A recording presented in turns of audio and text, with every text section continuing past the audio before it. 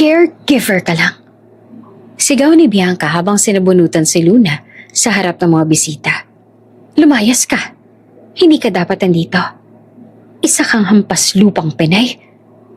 Ngunit walang tumepensa. Kahit si Lucas, nakahiga lang sa kama. Malamig ang boses. Luna, umalis ka na. Hayaan mo na ako. Tumulo ang luha niya. Pinahiya na, pinaalis pa. Pero nang biglang kumalat ang apoy at marinig niyang umubo si Lucas, nagpa siya si Luna. Tumakbo siya pabalik sa loob. Luna, isalba mo na ang sarili mo, iwanan mo na ako. Sigaw ng baldadong penata. Pero nang mahawakan niya si Lucas, bumagsak ang kisame sa ulo nila.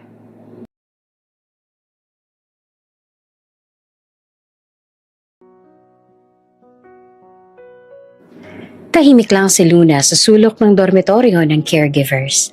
Nakaupo siya sa maliit na kama. Tinatanggal ang lumang sapatos habang ibang caregivers ay nagkukumpulan sa mesa. Nagtatawanan at nagbubulungan. Sanay na siya sa ganito.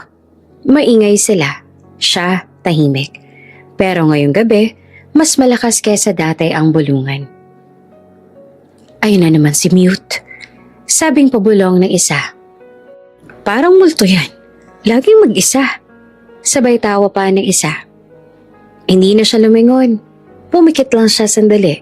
Pinipilit pigilan ng bigla ang pagsikip ng tip-tip. Ganito naman lagi. Kapag tahimik ka, madalas kang ginigipit. Habang nakaupo siya, tumakbo sa isip niya ang lumang bahay nila sa Pilipinas. Ang lumang gate na kinakalawang. Ang paputol-putol na boses ng nanay niya. At ang malambot na tawa ng tatay. Pero wala na silang lahat. At nabenta na rin ang bahay. Wala na siyang uuwian. Wala siyang kahit sinong mahinga ng tulong. Kaya nagtiis siya rito. Kahit masakit, kahit mag-isa. Biglang bumukas ang pinto. Dumating ang supervisor nila. Luna, may new assignment ka. Sabi nito habang hawak ang clipboard. Agad na natahimik ang dorm. Lahat ay napatingin sa kanya. Pinapupunta ka sa isang mansyon. Si Doña Margaret ang may-ari. At aalagaan mo ang anak niyang bedridden. Si Lucas. Nagtaasan ng kilay ang mga kasama ni Luna. Good luck, sabi ng isa. Yung huling dinala ng agency doon, umiyak. Umuwi nang wala sa oras. Hindi niya kakayanin yan. Bulong pa ng isa. Sabay tawa. Hindi sila sinagot ni Luna. Tumayo lang siya at tumango sa supervisor. Wala siyang choice. Kailangan niya ng trabaho. Kailangan niyang mabuhay. Kinabukasan, dinala siya ng service van sa mansyon. Pagbaba niya ay napatingala siya.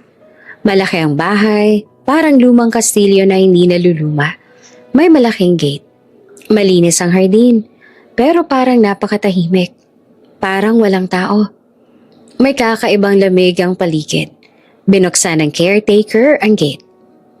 Ah, ikaw si Luna? Tanong nito. Opo. Sumunod ka.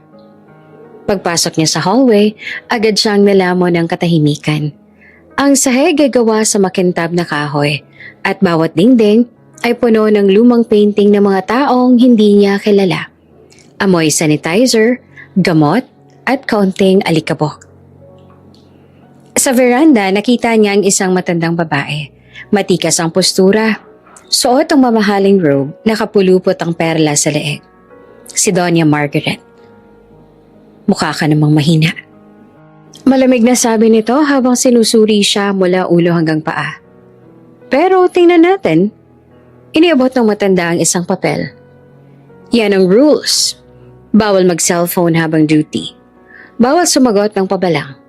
Bawal lumabas ng walang pahintulot. At higit sa lahat, bawal ma-attach sa pasyente. Naiintindihan? Tumango si Luna. Opo. Good. Sundan mo ako. Pumasok sila sa isang maluwang, malamlam na kwarto. Doon nakita ni Luna ang pasyente. Si Lucas. Payat, maputla, halos hindi gumagalaw. May naka-attach na oxygen tube, may brace sa leeg, Nakahilata ng tuwid sa kama. Pero ang mga mata niya, buhay. Malungkot, pero buhay. Lumapit si Luna. Sir Lucas, ako po si Luna. Ako po mag-aasikaso sa inyo. Kumurap si Lucas at bahagyang gumalaw ang labi. Kinuha niya ang bimpo at marahang pinunasan ng pisngi nito. Maingat. Hindi siya nagmamadali. Inayos niya ang kumot. Ang mga gamit, sinilip ang thermometer. Nang pakainin niya gamit ang spoon feeder, nadulas ang kutsara. Agad niya itong sinalo. Ay, sorry po. Napangiti naman si Luna, kahit saglit lang. Pero naakma siyang mag-abot ulit ng pagkain. Biglang dumating si Doña Margaret. Aba, natatawa-tawa ka pa. Nanlamig ang pakiramdam ni Luna. Hindi ka nandito para makipagchika. Gawin mo ang trabaho mo. Hindi yung parang kaibigan mo ang pasyente. Pasensya na po. Sagot niya ng mahina. Lumabas ang matanda, pero naiwan ang bigat ng boses nito sa hangin. Napansin niya nakatingin ng ibang staff at yaya.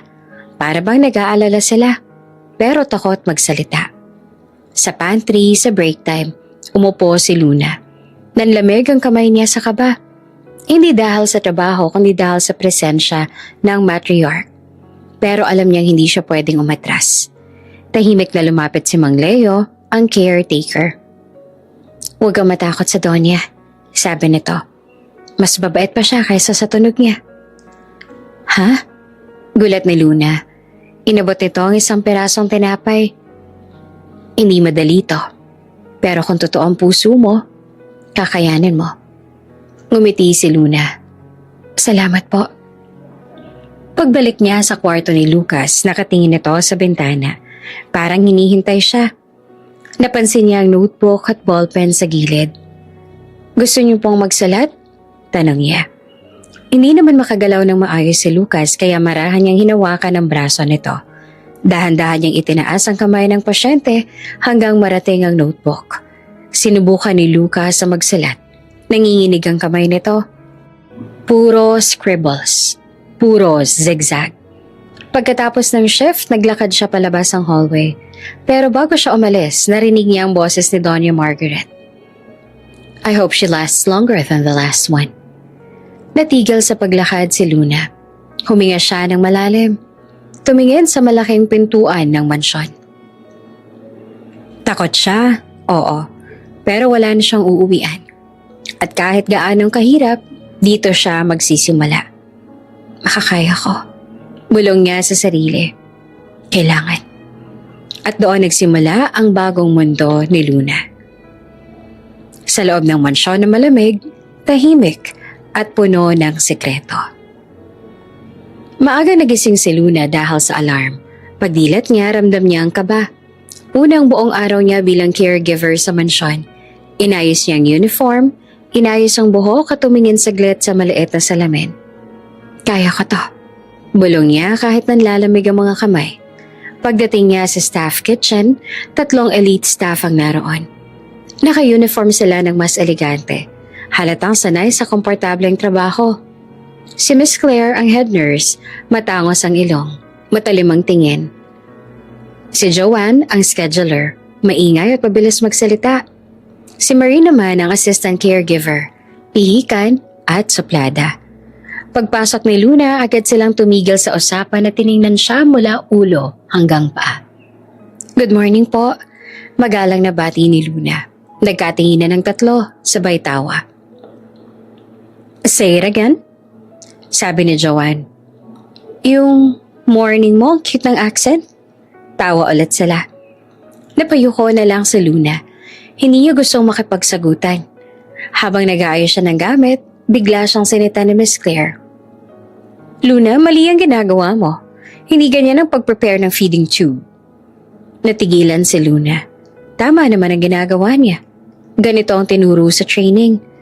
Pero ngumiti na lang siya ng mahina. Pasensya na po, aayusin ko po. Dapat lang. Malamig na sagot. Paglabas niya ng kitchen, tinulak ni Maria ng bahagya ang cart niya. Tumalo ng baso. At natapon ng tubig sa sahig. Ano ba yan? Reklamo ni Marie. Hindi ka ba marunong mag-ingat? Sorry po, sagot ni Luna sabay punas. Hindi siya tinulungan. Pinanood lang siya habang nililinis ang kalat na hindi naman niya kasalanan. Paglapit niya sa hallway papunta sa kwartong inaalagaan niya, narinig niya ang bulungan ng tatlo. Hindi tatagal yan dito, sabi ni Joanne. Pinay pa talagang pinadala, dagdag ni Marie. Pero hindi naman tumigil si Luna. Tuloy-tuloy lang siya hanggang sa makarating sa kwarto ni Lucas. Pagbukas niya ng pinto, agad na bumungad ang malamig na tahimik na kwarto. Nakahiga si Lucas, nakatingin sa kisame. Malinis ang mukha. Gwapo, pero halatang bugbog sa sakit at trauma ng katawan. Payat, halos hindi makagalaw. Pero ramdam ni Luna ang presensya nito. Malakas kahit mahina ang katawan. Sir Lucas, good morning po. Mahinang bati ni Luna. Hindi siya sinagot. Hindi man lang tumingin. Parang wala siyang narinig. Lumapit siya para ayusin ang brace at unan. Pero nang hawakan niya ang braso ni Lucas, bigla itong umiwas. Halos marinig niya ang mahina, pero malinaw na paghinga nito na parang naiinis. Pasensya na po, hindi ko po kayo sasaktan. Pabulong niyang sabi. Pero malamig pa rin si Lucas. Sinubukan niyang pakainin ng pasyente. Inabot niya ang spoon feeder. Pero bago niya maabot ang bibig nito, itinulak ni Lucas ang kamay niya. Mahina, pero malakas na nagsasabing, ayoko. Napaatras si Luna. Sir, kailangan niyo pong kumain. Pero nakapikit lang si Lucas. Parang ayaw niya makipag-usap. Habang inaayos niyang bedside table, nahulog ang maliit na alarm device. Pupulutin na sana niya, pero biglang tinaas si Lucas ang kamay niya. Para bang sinasabing, huwag mo akong hawakan. O, ako na. Napahinto si Luna. Tumango na lang siya. Kahit hindi niya alam kung tama bang interpretasyon niya. Paglabas niya ng kwarto, agad siyang sinalubong ni Miss Claire. So, nagmukha ka bang tanga? Nanlaki ang mata ni Luna. Ma'am? Si Lucas, ayaw sa'yo. Alam mo bang napaka-sensitive ng pasyente? Kung hindi mo kaya, sabihin mo para maipalit kami. Ginawa ko naman po ang lahat. Sagot ni Luna, mahina pero steady. Tama na ngang drama? Sabad pa ni Joanne. Kung stress si Lucas dahil sa'yo, malaking problema yan. Tahimik lang si Luna. Hindi niya kayang lumaban. Hindi niya kayang mawalan ng trabaho. Hindi ngayon. Pagbuhat niya ulit ng card, bigla siyang pinahawak ni Marie ng napakabigat na linen. Sa'yo na to para matuto ka, sabi nito. Pero hindi ko naman po. Hindi ka magre-reklamo, diba? Baguhan ka. Dagdag bigat sa likod. Dagdag bigat sa puso. Habang nahihirapan siyang buhatin ng linen, lumapit si Mang Leo, ang caretaker. Aba, ano na namang pinapagawa nila sa'yo? Hindi na nagsalita si Luna. Ngumiti lang ng mahina. Tulungan na kita. Kinuha nito ang kalahati ng linens. Hindi mo kailangang pasanin lahat. Sabi ni Mang Leo, ganyan sila, pero magbabago rin yan. Kaya ko naman po, sagot ni Luna. Kaya mo nga, oo, pero hindi ibig sabihin dapat kang apihin. Napangiti si Luna, kahit pagod. Salamat po. Nang bumalik siya sa kwarto ni Lucas para sa meds, mas maingat na siya ngayon. Dahan-dahan ang galaw, walang bigla. Pero muli, malamig pa rin ang tingin ni Lucas. Tinanggal niya ulit ang kamay ni Luna nang hawakan niya ang brace. Hindi nagsasalita, pero malinaw ang mensahe. Huwag mo kong hawakan. Masakit, oo. Pero tinapos ni Luna ang dapat gawin. Nang ilapag niya ang tissue box sa gilid, nadalas ito at nahulog. Napaluhod siya para pulutin. Pero sa gulat niya, gumalaw si Lucas. Konting-konti lang. Inabot nito ang box gamit ang hintuturo. Tinulak pabalik sa mesa. Tumigil ang oras para kay Luna. Hindi ito ngiti. Hindi rin kabaitan. Pero hindi na ito pag-aayaw. Parang maliit na tanda na naiintindihan siya ni Lucas. O kaya, napansin. Salamat po. Mahina niyang sinabi. Hindi naman tumingin si Lucas pero hindi rin umiwas. Paglabas niya, hinarang siya ni Miss Claire sa pinto. "Makinig ka, Luna."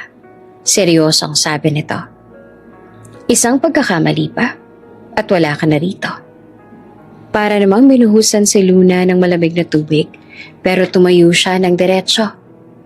"Naintindihan ko po," sagot niya kahit nanginginig ang kamay.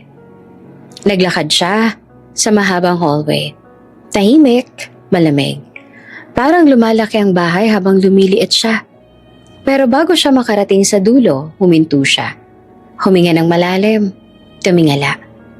"Kaya ko to," bulong niya. "Kahit apahin nila ako, hindi ako susuko." Tahimik ang umaga sa mansyon. Ang lamig ng hangin ay parang laging nagpapalala ng bigat na nararamdaman ni Luna sa unang linggo niya roon. Pero ngayon, habang dinadala niya ang tray ng gamot papunta sa silid ni Lucas, may kakaibang kabang sumisiksik sa dibdib niya.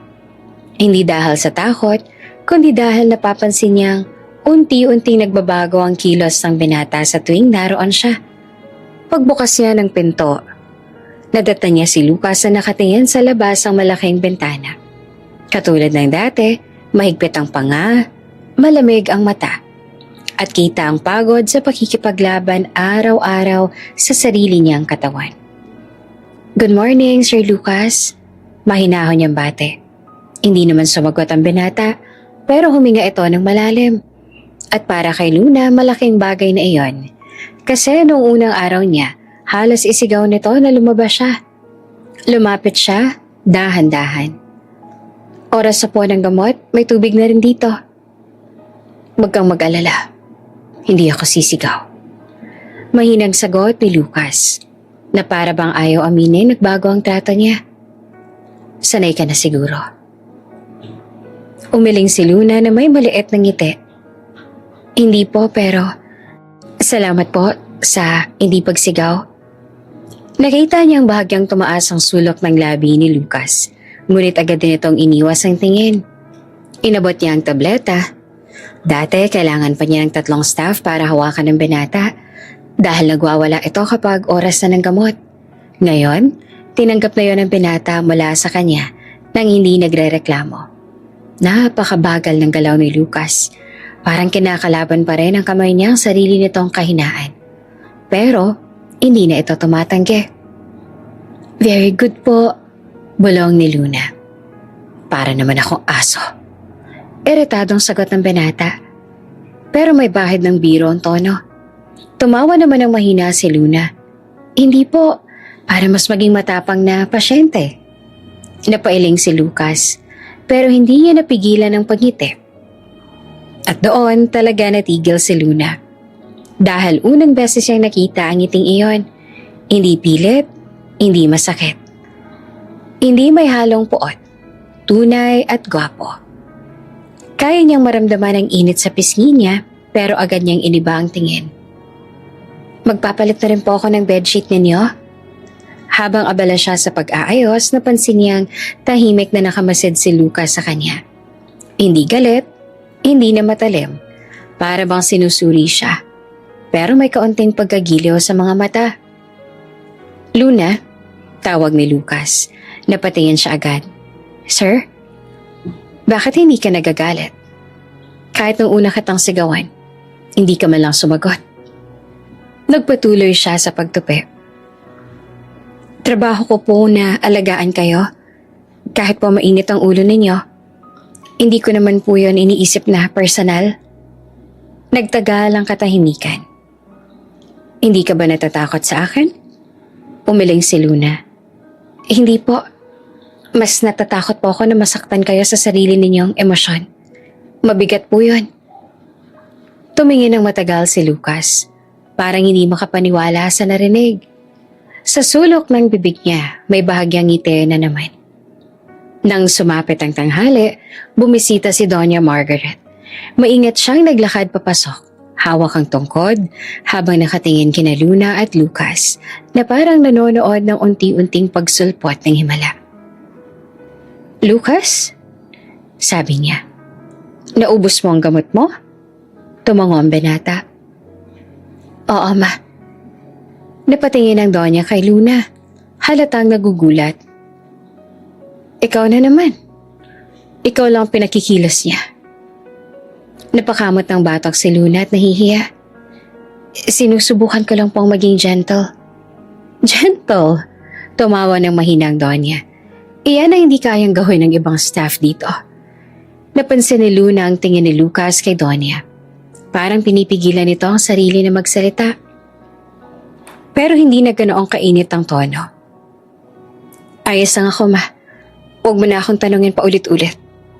Sabi niya, pero naging softer ang boses kesa dati. Tinapik ng Donya ang balikat ni Luna. Keep doing what you're doing, Iha. Pag-alis ng Donya, bumulong si Lucas.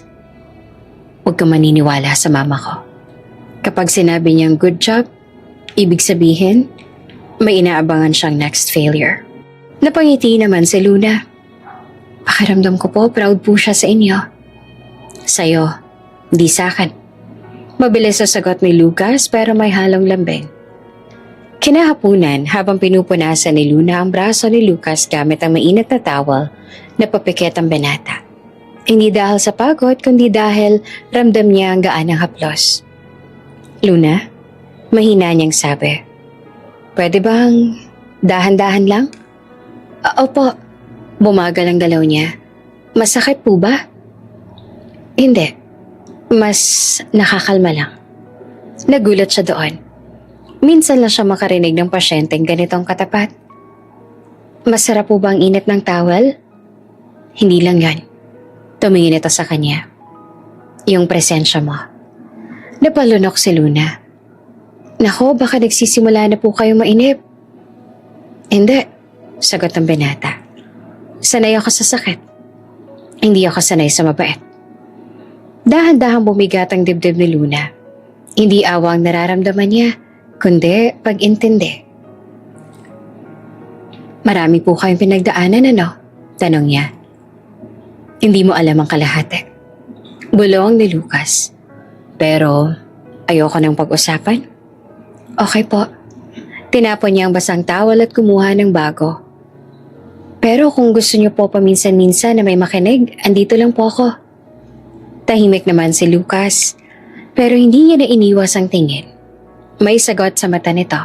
Salamat.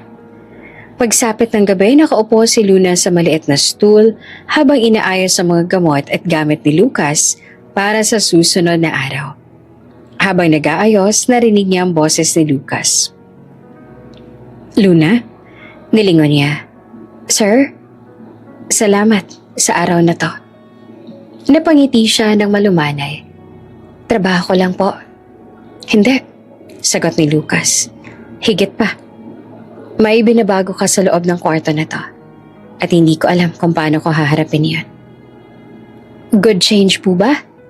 Huminga ng malalim si Lucas. Oo. At doon natapos ang gabi. Hindi sa sigawan, hindi sa tensyon, kundi sa tahimik na pag-asa. At sa unang pagkakataon bago matulog, may maliit na ngiting sumilay sa labi ni Lucas.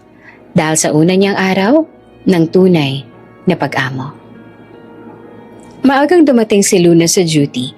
Tahimik siya habang nag-aayos ng gamit sa nurse station. Pero sa gilid ng mata niya, ramdam niyang may nakatingin ng masama.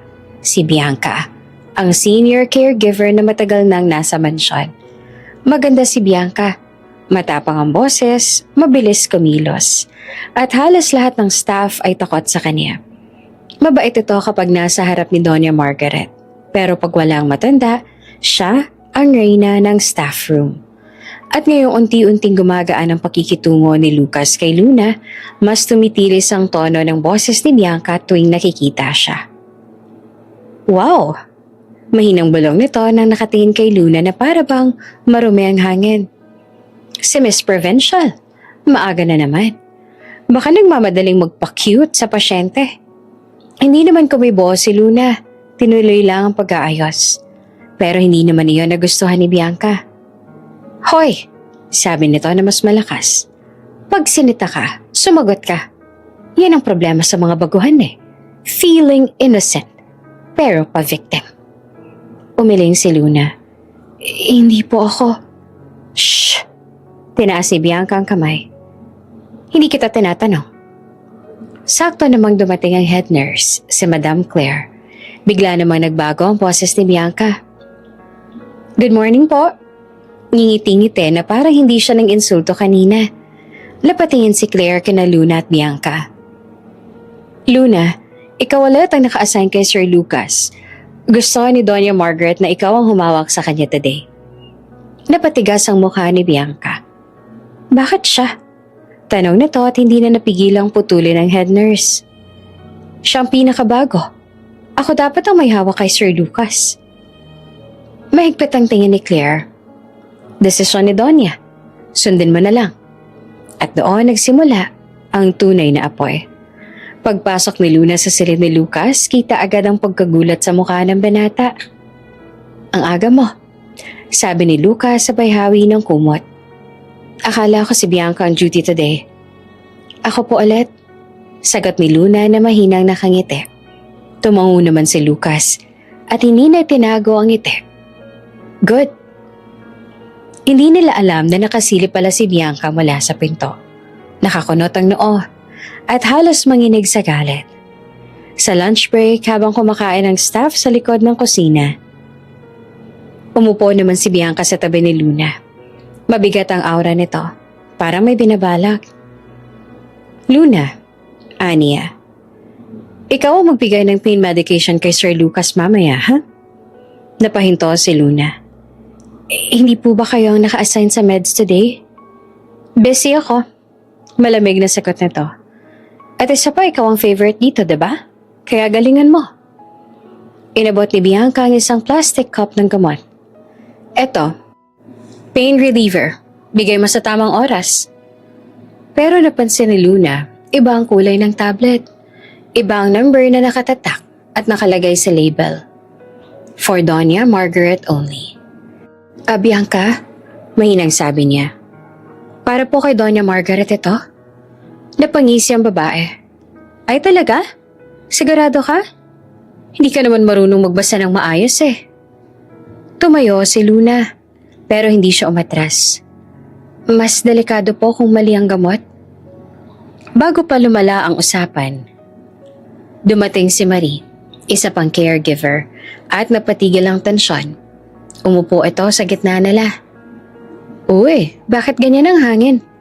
Tanong ni Marie pero napatingin siya kay Bianca nang makita ang tingin ng babae kay Luna. Oh, wala, sagot ni Bianca.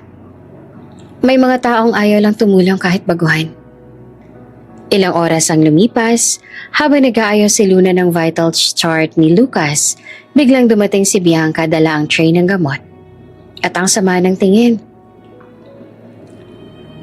Luna? Aniya na malambing pero may pandidirik. Pwede bang ikaw ang magbigay nito? Pero agad napansin ni Luna, hindi na naman iyon ang tamang gamot for the time slot. Nakahilera ang 3 tableta. 2 ang tama, yung isa, mali na naman. Bianca? Sabi ni Luna nakabado pero mahinahon. Mali po itong isa. Hindi yan mali. Mabilis na sagot ng babae. Ako senior dito, kaya sumunod ka. Napaatras si Luna. Hindi po ako pwedeng magbigay hanggat hindi ako sure. At doon na tuluyang pumutok ang galit ni Bianca. Ano ba kasing akala mo sa sarili mo? Special. Bulong na sigaw nito. Pilipina ka lang. Dito, kami dapat ang tinatanong at hindi ikaw. Napatigil ang hallway. Lahat ng staff napatingin. Pero bago pa makasagot si Luna, biglang nagsalita si Lucas mula sa bukas sa pinto ng silid. Bianca, napalingon ang lahat. Nandoon ang binata, nakasandal pero matalim ang tingin. Anong problema mo? Nagulat si Bianca. Sir Lucas, akala ko po, kung may ibibigay kang gamot siguraduhin mong tama. Malamig na sabi ng binata. At huwag mong sigawan ang caregiver ko. Caregiver ko. Umakyat ang init sa pisngi ni Luna. Napalunok naman si Bianca. Pero hindi pa rin bumibigay. Sir, baka po nalilito lang si Luna. Hindi siyang nalilito. Putol na Lucas. Ikaw. Tahimik ang buong hallway. Kahit ang aircon, parang huminto. Lumapit ng dahan-dahan si Lucas sa pintuan. Pilit na itinatayo ang sarili gamit ang wheelchair kahit hirap. Sa lahat ng tao dito, siyang pinakamaingat. Kaya kung may pinagkakamalan ka, hindi siya yun. Namilog ang mata ni Bianca. Hindi sanay na napapahiya. At bago pa matuloy ang iskandalo, dumating si Doña Margaret. Ano tong naririnig ko? Tanong ng matanda.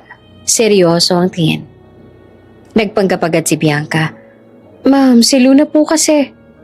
Ma? Sabat naman ni Lucas. Muntik niya na ako mabigyan ng maling gamot. Natigilan ang matanda. Bianca, malamig na sabi ni Doña Margaret. Step into my office. Nanginginig ang babae. Pero sumunod. Bago ito tuluyang mawala sa hallway, sinulyapan niya si Luna. Ang mga mata ay puno ng galit at inggit. At doon, alam na ni Luna, hindi pa tapos ang laban. Pero sa kauna-unahang pagkakataon, hindi na siya nag-iisa. May kakampi na siya, si Lucas. Tahimik ang mansyon kinaumagahan. Nasa hallway si Luna, nagdadala ng tray ng gamot at mga gamit para kay Lucas. Malakas ang tunog ng kahoy sa sahig sa ilalim ng kanyang sapatos. At ramdam niya ang bigat ng bawat hakbang. Biglang may tinig sa likod ng pinto. Luna, dali dito. Tumigil siya at naglakad papunta sa kwarto ni Lucas. Ngunit bago siya makapasok, narinig niyang tumunog ang wheelchair sa hagdanan. Napasigaw si Lucas. Bumilis ang tibok ng puso ni Luna. Tumakbo siya palabas. Nakita niyang nahulog ang wheelchair mula sa taas ng hagdanan. At nakahandusay si Lucas sa sahig. Halos hindi na makagalaw. Sir Lucas? Sigaw niya. Tuluyang kumakaba ang puso. Agad siyang sinaklawan ng binata. Tiningnan ang galaw at kalagayan nito. Okay ka lang ba? Tanong ni Luna na nanginginig ang boses. Ngunit hindi naman agad sumagot si Lucas. Kita sa mukha nito ang sakit, takot at pagkabigla. Bigla namang pumasok sa eksena si Doña Margaret. Kasunod ang ilang bisita na abala sa mansyon. Matataas na kaibigan, kamag-anak at ilang importanteng empleyado. Ano nangyari dito? Sigaw ng matanda. Yung wheelchair po ni Sir Lucas nahulog. Sagot ni Luna, ramdam ang init ng dugo sa pisngi. Paano mo nagawa ito? Sumigaw si Miss Claire. Halatang galit na galit. Luna, bakit ka nagiging pabaya? Bakit ka nandito kung hindi mo kayang alagaan ang pasyente? Tumigil si Luna sa paghinga. Ang mga mata ng mga bisita ay nakatingin sa kanya ng malamig at may paghuhusga. Halos lahat ay nagulat sa eksena at si Bianca nakatayo sa gilid. Halatang nakangiti sa loob. Hindi po ako may gawa. Wika ni Luna na nanginginig. Ngunit walang nakikinig. Wala kang kwenta. Paano mo pinabayaan si Sir Lucas? Sigaw ni Miss Claire. Sabay turo kay Luna. Napaiyak na si Luna. Maraming beses yan ang pinilit na maging maayos, masinop at maingat. Pero parang lahat ng pagsusumikap niya ay napawi sa isang iglap. Ngunit bago tuluyang maparusahan, napansin ni Luna na nakatitig sa kanya si Lucas. Ang kanyang mga mata ay puno ng pagkabigla, pero may halong proteksyon. Wait, mahinang sabi ni Lucas sa humihingal. Wala kayong ebidensya kung sino ang sumabotahe, at lalo na siya. Tumigil ang lahat ng galit. Ang bisita, pati na si Doña Margaret ay nanahimik. Napatingin sila kay Lucas, halatang may bigat ng salita. Si Luna, sabi ni Lucas, tinutok ang mata sa kanya. Hindi siyang gumawa. At wala rin kayong makikitang palatandaan kung sino man. Kaya huwag niyo siyang sisihin ng basta-basta. Tumigil ang sigawan. Napangiti si Luna ng napakabagal. Hindi dahil sa kaluwagan, kundi dahil sa loob niya. Ramdam niyang may taong naniniwala sa kanya. Kahit isang beses lang sa mundong iyon.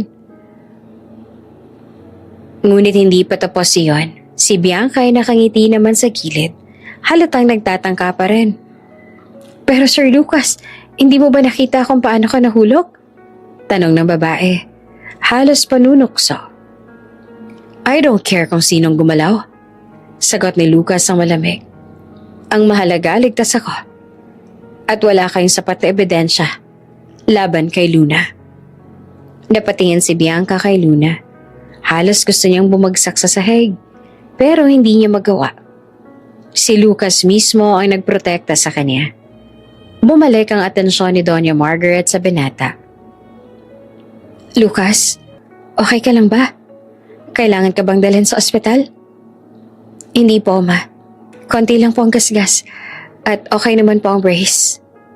Sagot niya na humihinga ng malalim. Tumango naman ang matanda at saka siya lumingon kay Luna. Ikaw ang nag-aalaga sa kanya, hindi ba? Opo, ma'am. Sagot ni Luna ng mahinahon kahit nanginginig pa rin. Good, sabi ni Doña Margaret. Kaya mo nang kontrolin ang sitwasyon. Pero sa susunod, maging doble ingat ka. Pagkatapos ng insidente, lumapit si Lucas kay Luna habang inaayos ang wheelchair. Salamat sa pagtulong. Mahina niyang sabi. Kahit pinagbintangan ka, hindi mo ko iniwan. Napatingin si Luna sa kanya, napapaluha. Hindi po ako aalis, Sir Lucas. Kahit sino pong nagalit o naninira, hindi ko po kayo iiwan. Basta, wika ni Lucas na nakatingin sa kanyang mata. Magtiyaga ka lang. Gusto kong makita ang totoong Luna at hindi yung iniisip ng iba. Napangiti naman siya. Malambing pero may halong lungkot. Alam niya na ito ang simula ng mas maraming hamon. Pero may kaunting pag-asa. Sa kabilang bahagi ng mansyon nakatayo si Bianca. Nakatingin kay Luna. Ang ngiti niya ay bahagyang naglaho. Ngunit alam ni Luna sa sarili niya, hindi pa tapos ang laban. Ngunit ngayon, may isang bagay na malinaw. May taong naniniwala sa kanya. At iyon ay sapat na para muling bumangon sa gitna ng kaguluhan. Si Luna nakaupo sa maliit na stool sa hallway habang inaayos ang mga gamit. Sa labas ang araw ay sumisilip. Nagpapadala ng liwanag sa mga lumang dingding ng mansyon. Nakatingin siya sa hagdan kung saan nahulog ang wheelchair. Ramdam niya ang kaba, ngunit mas malakas ang determinasyon. At sa unang malaking skandal na iyon, natutunan ni Luna ang isang mahalagang aral. Hindi lahat ng pumupuna ay kaaway. At hindi lahat ng naniniwala ay kaibigan.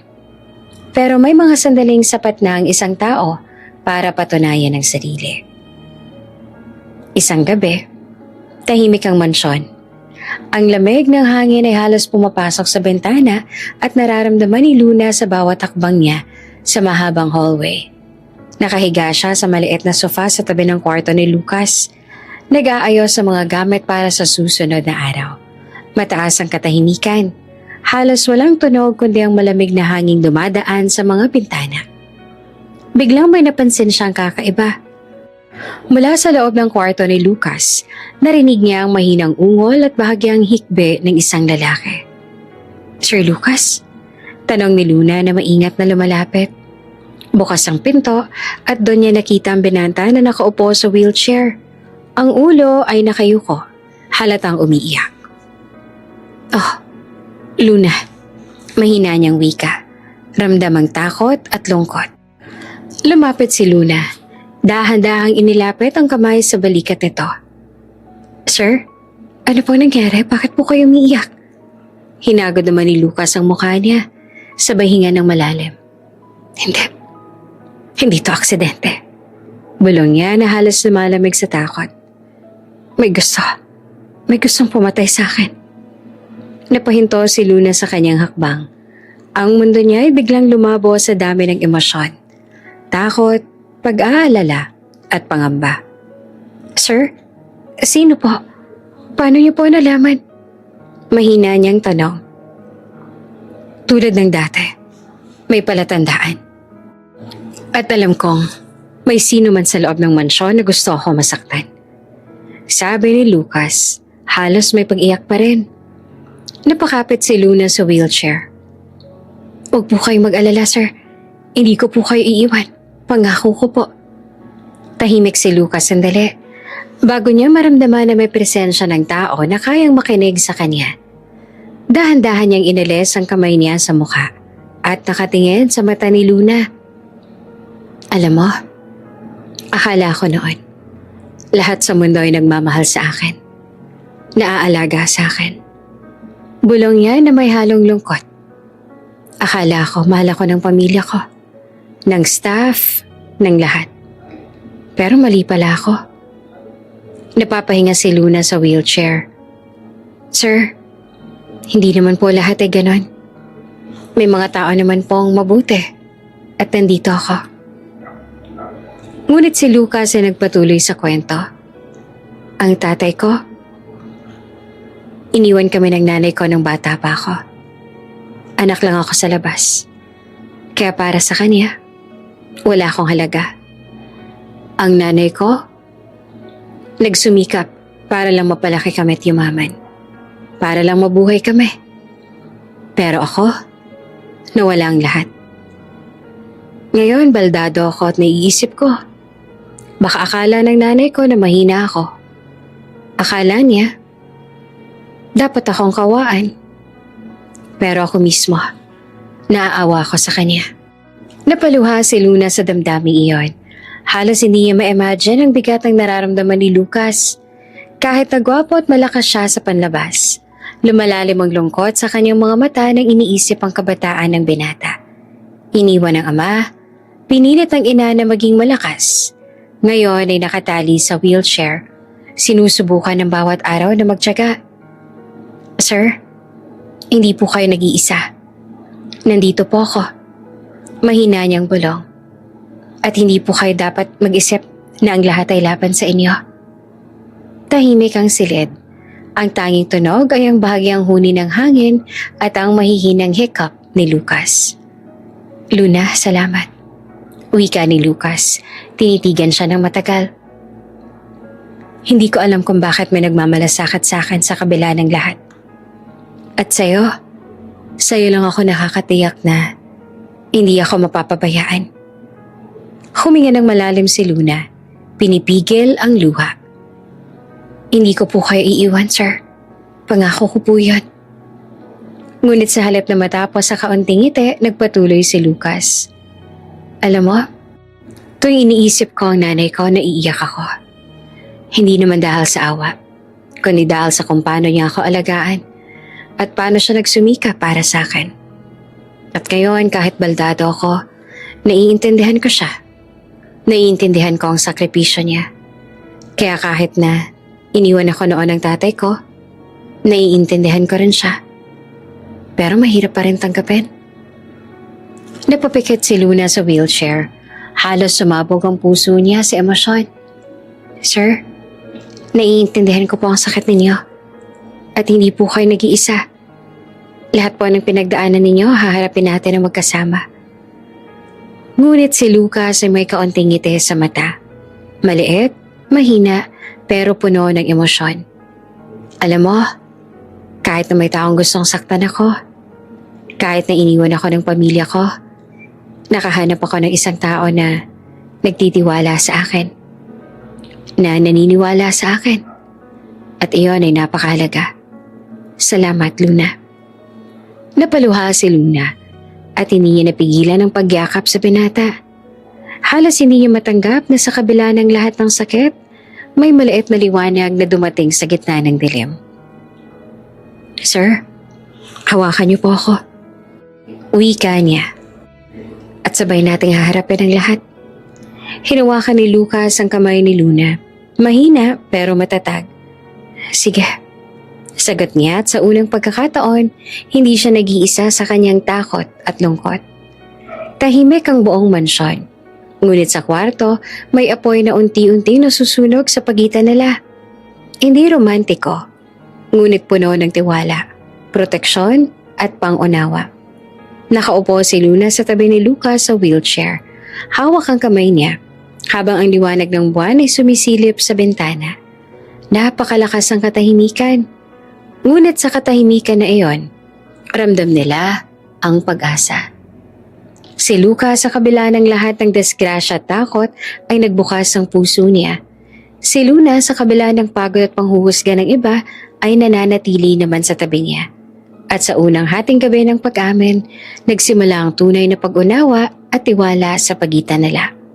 Isang simula para sa mas maraming pagsubok at tagumpay sa hinaharap. Makalipas ang insidente sa hagdan, nagbago ang aura sa mansyon. Tahimik pero tense. Ramdam ng lahat na may bagong panuntunan sa paligid. Si Doña Margaret ay hindi natahimik sa mga staff room. Halos lahat ng galaw ay pinagmamasdan niya, lalo na si Luna. Ngunit sa halip na galit, may kakaibang tingin siya. Protektibo. Nakita niya kung paanong iniwas si Lucas ang iba. Pero sa piling ni Luna, unti-unting humuhupa ang tensyon ng binata. Lumapit siya sa kwarto ni Luna isang umaga. Luna, malamig ngunit may halong lambing ang tono. Alam mo, nakita ko kung paano mo siya inalagaan. At hindi ka tulad ng iba. Hindi ka nagkukulang. Hindi ka nagmamadali. Nakita ko na may malasakit ka sa anak ko. Kaya gusto kong malaman mo. Kung may mangyari man, protektado ka. Napailing naman si Luna. Halatang nahihiya. Salamat po, ma'am. Pero, hindi po ako karapat-dapat sa ganoong pagtingin. Luna, nakikita ko ang puso mo. Wika ni Doña Margaret na halatang seryoso. At sa ngayon, sa harap ng lahat ng nangyari, ikaw lang ang maaasahan ko. Kung iba, may posibilidad na magpabaya. O mas masahol pa.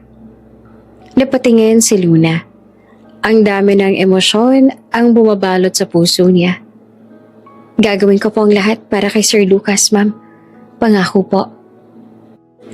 Mula sa araw na yon, humigpit ang seguridad sa mansyon. Ang bawat bisita ay sinusuri. Bawat staff ay tinatanong tungkol sa kanilang galaw. At bawat sulok ay may surveillance na mahigpit na iniinspeksyon ni Doña Margaret. Hindi siya marunong magpapaya, lalo na at nakita niyang may gustong manakit sa anak niya. Si Luna, bagamat medyo kinakabahan, ay napansin na bawat aksyon niya ay may pag-iingat. Bawat galaw, bawat pag-aalaga ay pinaplanong mabuti. Hindi niya maalis ang pakiramdam na sa kanya nakatutok ang seguridad, kahit hindi niya opisyal na trabaho iyon. Isang hapon, habang nagliligpit ng gamit si Lucas, napansin ni Luna ang kakaibang kilos si Bianca. Palihim itong naglalakad.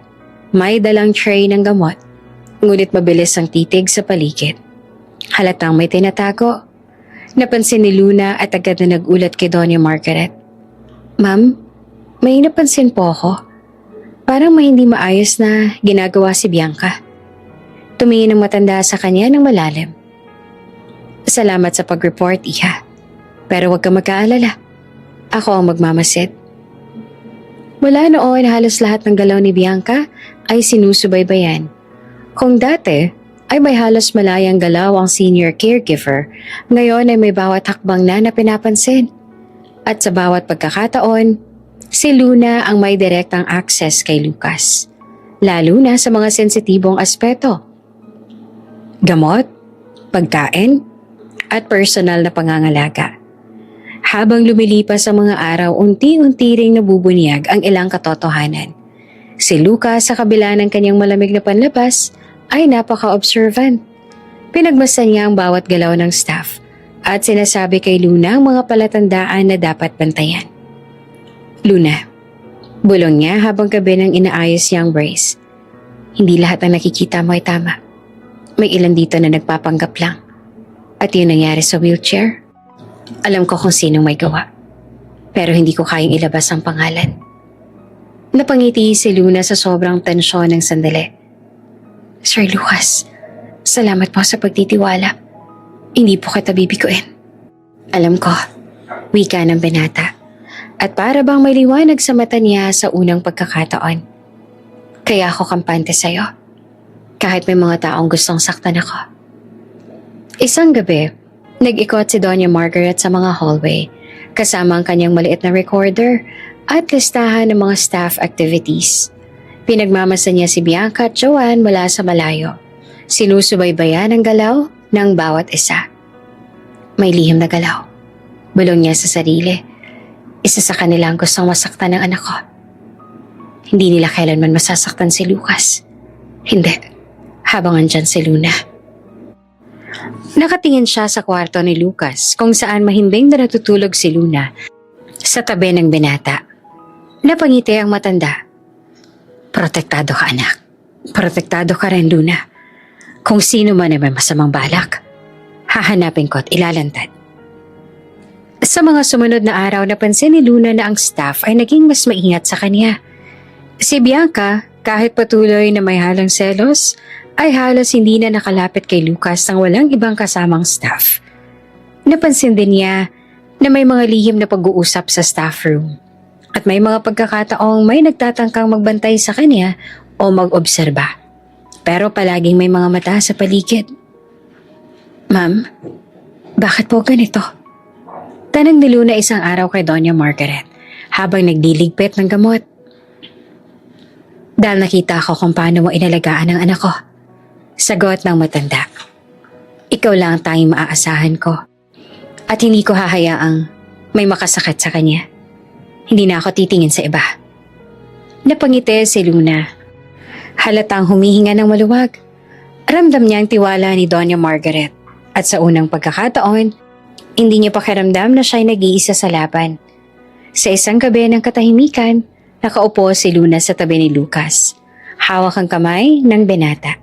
Nakatingin sila sa bintana kung saan sumisilip ang buwan at ramdam ang katahimikan ng proteksyon at tiwala. Sa mga mata ni Luna, ramdam niya ang liwanag ng tiwala at malasakit. Hindi lamang mula kay Lucas, kundi pati sa matanda na dati istrikto at mapanghusga. At sa gitna ng mahigpit na seguridad at lihim na investigasyon, nagsimula ang mansyon na maging lugar kung saan may tiwala at proteksyon. Sa kabila ng mga selos at pagtataksil. Tahimik ang gabi sa mansyon. Ang mga ilaw ay dim at halos lahat ng staff ay nasa sala. Naghahanda ng simpleng pagtitipon para sa pagdating ng bisita kinabukasan. Si Luna, abala sa pag-ayos ng gamot at gamit ni Lucas. Hindi namamalaya ng dahan-dahang paglipas ng oras. Biglang may napansin siyang usok sa kusina. Mabilis ang kanyang pag-react. "Sunog po!" Sigaw niya. Halos hindi naman makapaniwala sa sarili niyang naririnig. Lahat ay nagulat. Ang ilang staff ay tumakbo palabas, dalang mga gamit. Ngunit halatang may kaba sa kanilang mga mata. Ang apoy ay mabilis na kumalat. Sumiklab mula sa kusina at dahan-dahang pumunta sa mga sahig at kisame. "Sir, Lucas!" Sigaw ni Luna. Halos mawala ang boses sa takot. Tumakbo siya patungo sa ikalawang palapag. Dalang wheelchair ng binata. Ngunit sa kanyang pagdating nakita niyang nakaupo si Lucas sa tabi ng bintana. Halos hindi na makagalaw sa takot at pagkabigla. "Sir Lucas, kailangan nating lumabas!" Sigaw niya hawak ang balikat niya. Hindi ko kaya. Hindi ko kayang bumaba na mag-isa." Sagot ni Lucas. Ang boses ay puno ng kaba at pangamba. Halos nanginginig ang buong katawan niya. Tumayo si Luna. Mabilis, ngunit maingat sa bawat akbang. "Hawakan niyo po ako. Ako magdadala sa inyo pababa." Habang sinusubukan niyang ikabit ang wheelchair, naramdaman niya ang init ng apoy sa paligid. Ang usok ay dumudugtong sa bawat silid at halos hindi na makahinga sa dami ng alikabok at usok. "May fire extinguisher po rito!" Sigaw ni Bianca na halatang takot. Ngunit hindi niya alam kung paano makalapit sa binata dahil sa init at usok. Kumikilos si Luna. Halos pilit na tinutulak ang wheelchair ni Lucas pababa ng hagdan. "Kapit lang po, sir. Kakaunti na lang." Ngunit ang apoy ay lumalaki. Ang ilang sahig ay nagsimulang malagay sa panganib. Ang tunog ng nagbabasag na kahoy ay parang alarma sa kanilang mga tenga. "Luna!" Ang boses ni Lucas ay mahina at natatakot. Napaluha naman si Luna. "Alam ko, sir. Pero kasama niyo po ako. Hindi ko po kayo iiwan." Habang pababa sila sa hagdan ay napansin ni Luna ang ilang staff ay hindi sumusunod sa exit plan. May natatakot. May nagtatangkang iligtas ang sarili lamang. Ramdam niya ang tensyon, pero mas malakas ang determinasyon niya. Oops! May break muna. Gusto mo bang ma-shoutout dito sa channel ni Ate Jane? Mag-comment lang ng lesson you learned from the latest story uploaded. Dahil pipili kami ng isang best comment of the day para i-shoutout sa susunod na upload. Kaya huwag kalimutang mag-iwan ng lesson you learned after you watch this video. Maraming salamat! Shoutout nga pala kina Tess Banaag, Ellie Ramirez from Caloocan at Salvacion Dumaya from Lopige, Iligan City, Isabela. Sa ating mga taga-subaybay, paki-comment naman po sa baba kung taga-saan kayo para alam ko kung hanggang saan umaabot ang mga kwento ni Ate Jane at para ma-shoutout ko kayo sa mga susunod pa nating mga kwento. Maraming salamat sa pakikinig.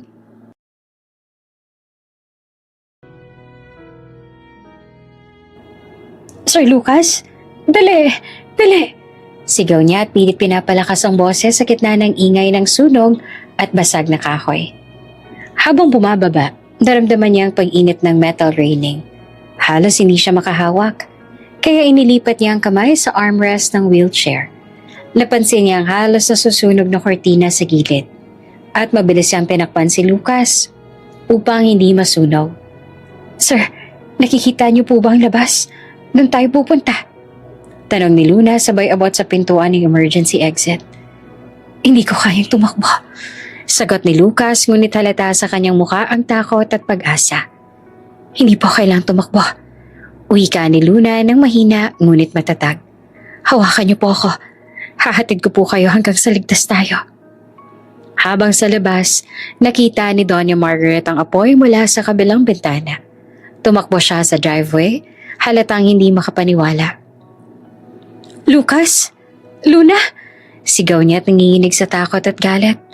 Lumabas kayo dyan kaagad! Nakatingin si Doña Margaret sa mga bumbero at staff na nagtatangkang iligtas sa mga nasa loob. Ngunit halatang nababahala siya sa kalagayan ng anak niya at ni Luna. Wala si Lucas! Sigaw niya na halos masira ang boses sa kaba. Luna?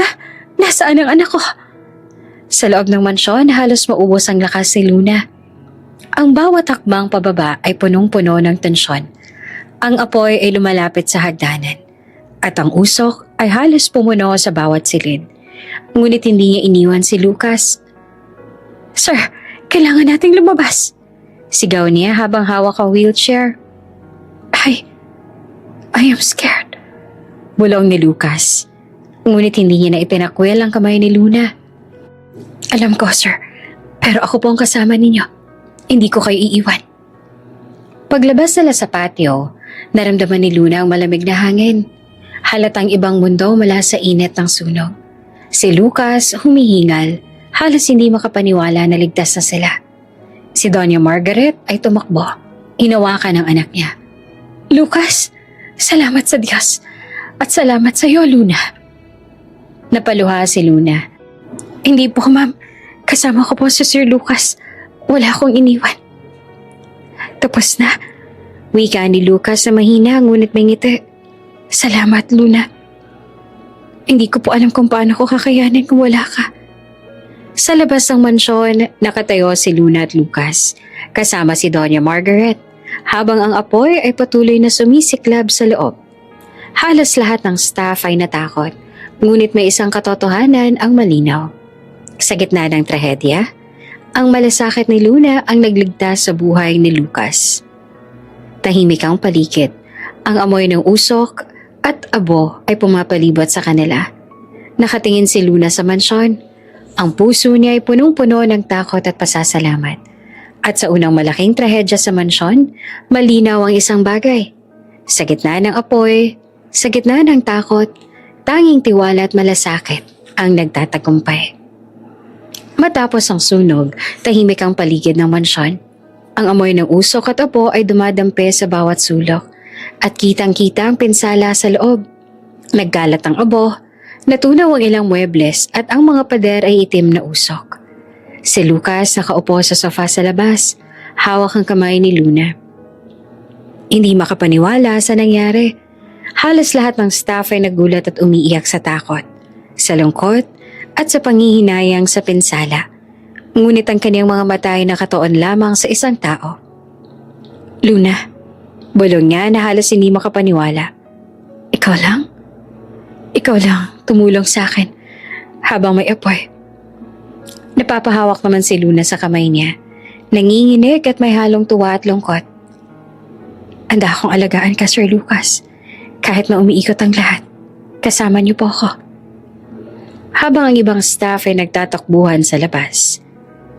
Naghahanap ng gamit at nagrereklamo sa pinsala, si Luna naman ay hindi iniwan si Lucas. Inilapit niya ang wheelchair, sinigurado na hindi matutumba o maipit ang kanyang pasyente. Ang dami pong tao, sir, pero kahit sino hindi nakalapit sa inyo.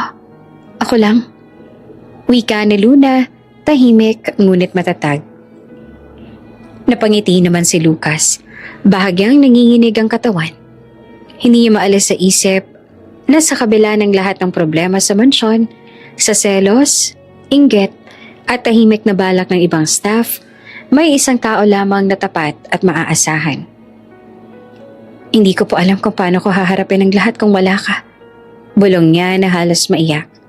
Ang ibang staff tulad ni Bianca ay tila nalilito. Halos hindi nila akalain na sa harap ng trahedya, isang baguhang caregiver lang magiging sandigan ng anak ni Doña Margaret. Ang ilan ay nagtangkang lumapit, ngunit halos maungkat sa kanilang sarili ang takot at pagkapahiya. Si Lucas, kahit nabaldado, ay napapatingin sa paligid. Ang dami nagtao sa bahay na to pero ang totoo, ikaw lang nagpakita ng katapangan at malasakit. Napaluha si Luna. Sir, hindi na po yan mahalaga. Ang mahalaga po, ligtas kayo. Iyon lang pong iniisip ko.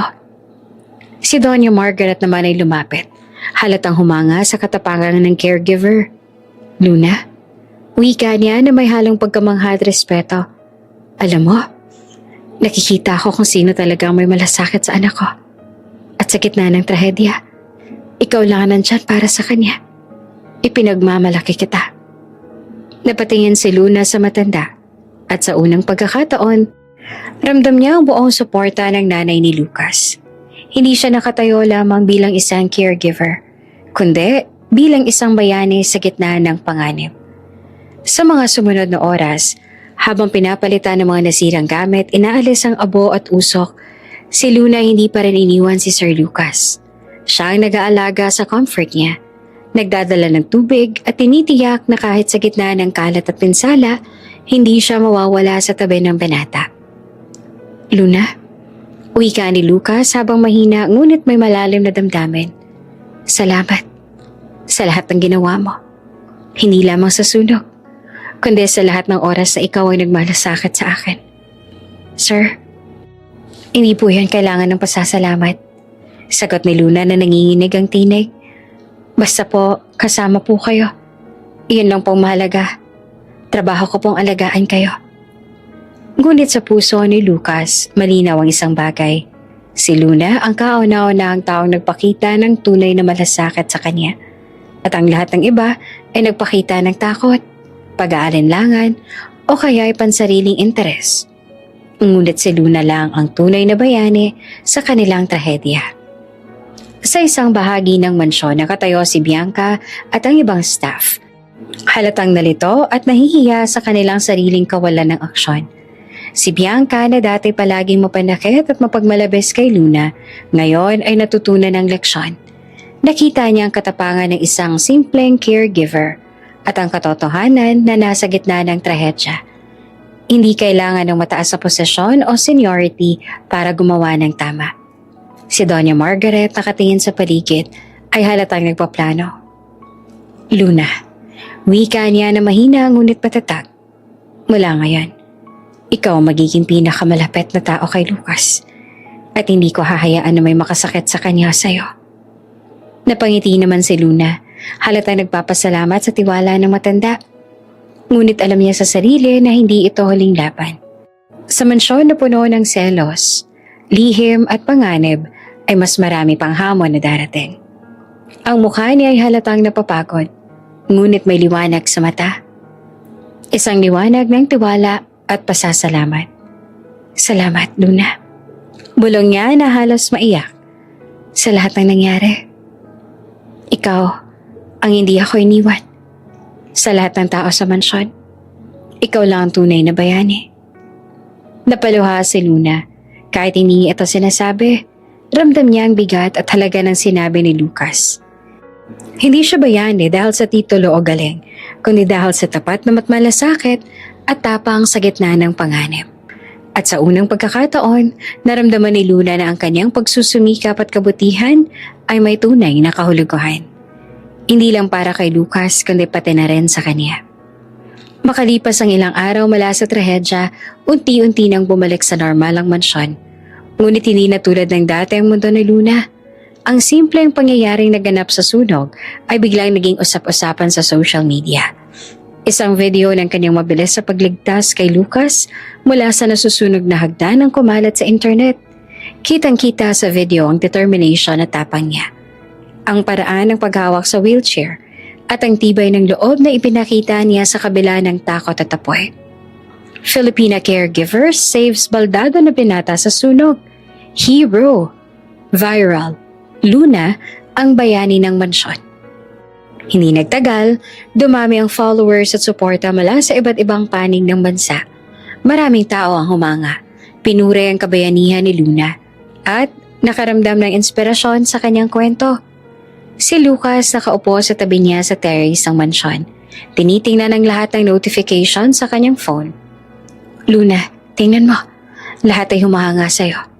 Wika niya at halatang masaya at proud. Napangiti naman si Luna. Nangingitim sa pakiramdam. Sir Lucas, hindi po ako bayani. Basta po gumagawa lang po ako ng tama. Ngunit sa kabila ng papuri may mga boses ng selos at inggit sa paligid. Ang ilan sa staff, lalo na si Bianca, ay hindi natuwa sa atensyon na natanggap ni Luna. Scripted yan! Alam niyo na, gustong sumikat. Bulong ni Bianca sa isa pang staff habang nakatambay sa lounge. Sino maniniwala sa kanya? Siya mismo gumagawa ng sunog para mapansin. Hindi ko alam pero parang may katotohanan din. Sagot ng isang staff. Halatang may halong takot at panghihinala. Kung iniwan lang niya si Lucas at saka biglang sumulpot na parang bayani, may kahina-hinalang plano siya.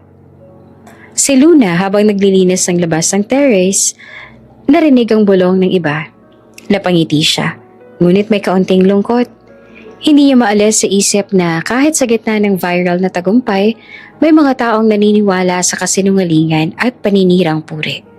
Lumapit si Lucas sa tabi niya. Luna, huwag kang mag-aalala. Alam ko ang totoo. Alam ko kung paano ka nagligtas sa akin. Iyan lang ang mahalaga. Napangiti si Luna. Salamat po, Sir Lucas. Kasi po, kung hindi po kayo, baka iniwan na ako ng iba sa harap ng lahat ng nangyari. Hindi. Wala na silang karapatan sabihin ganyan. Kita mo na. Lahat ng magmamalasakit sa akin ay alam kong sino ka. Sa kabila ng kontrobersya, dumami ang media coverage. May mga news outlets na nag-interview kay Luna. At sa unang pagkakataon, nakapagsalita siya ng malinaw sa publiko. Hindi po ako bayani. Wika niya sa isang interview. Ang ginawa ko lang po ay tama sa pagkakataon. Ang mahalaga po ay ligtas si Sir Lucas at iyon po ang tanging iniisip ko. Napansin ni Bianca sa TV ang eksena. Halatang galit at selos.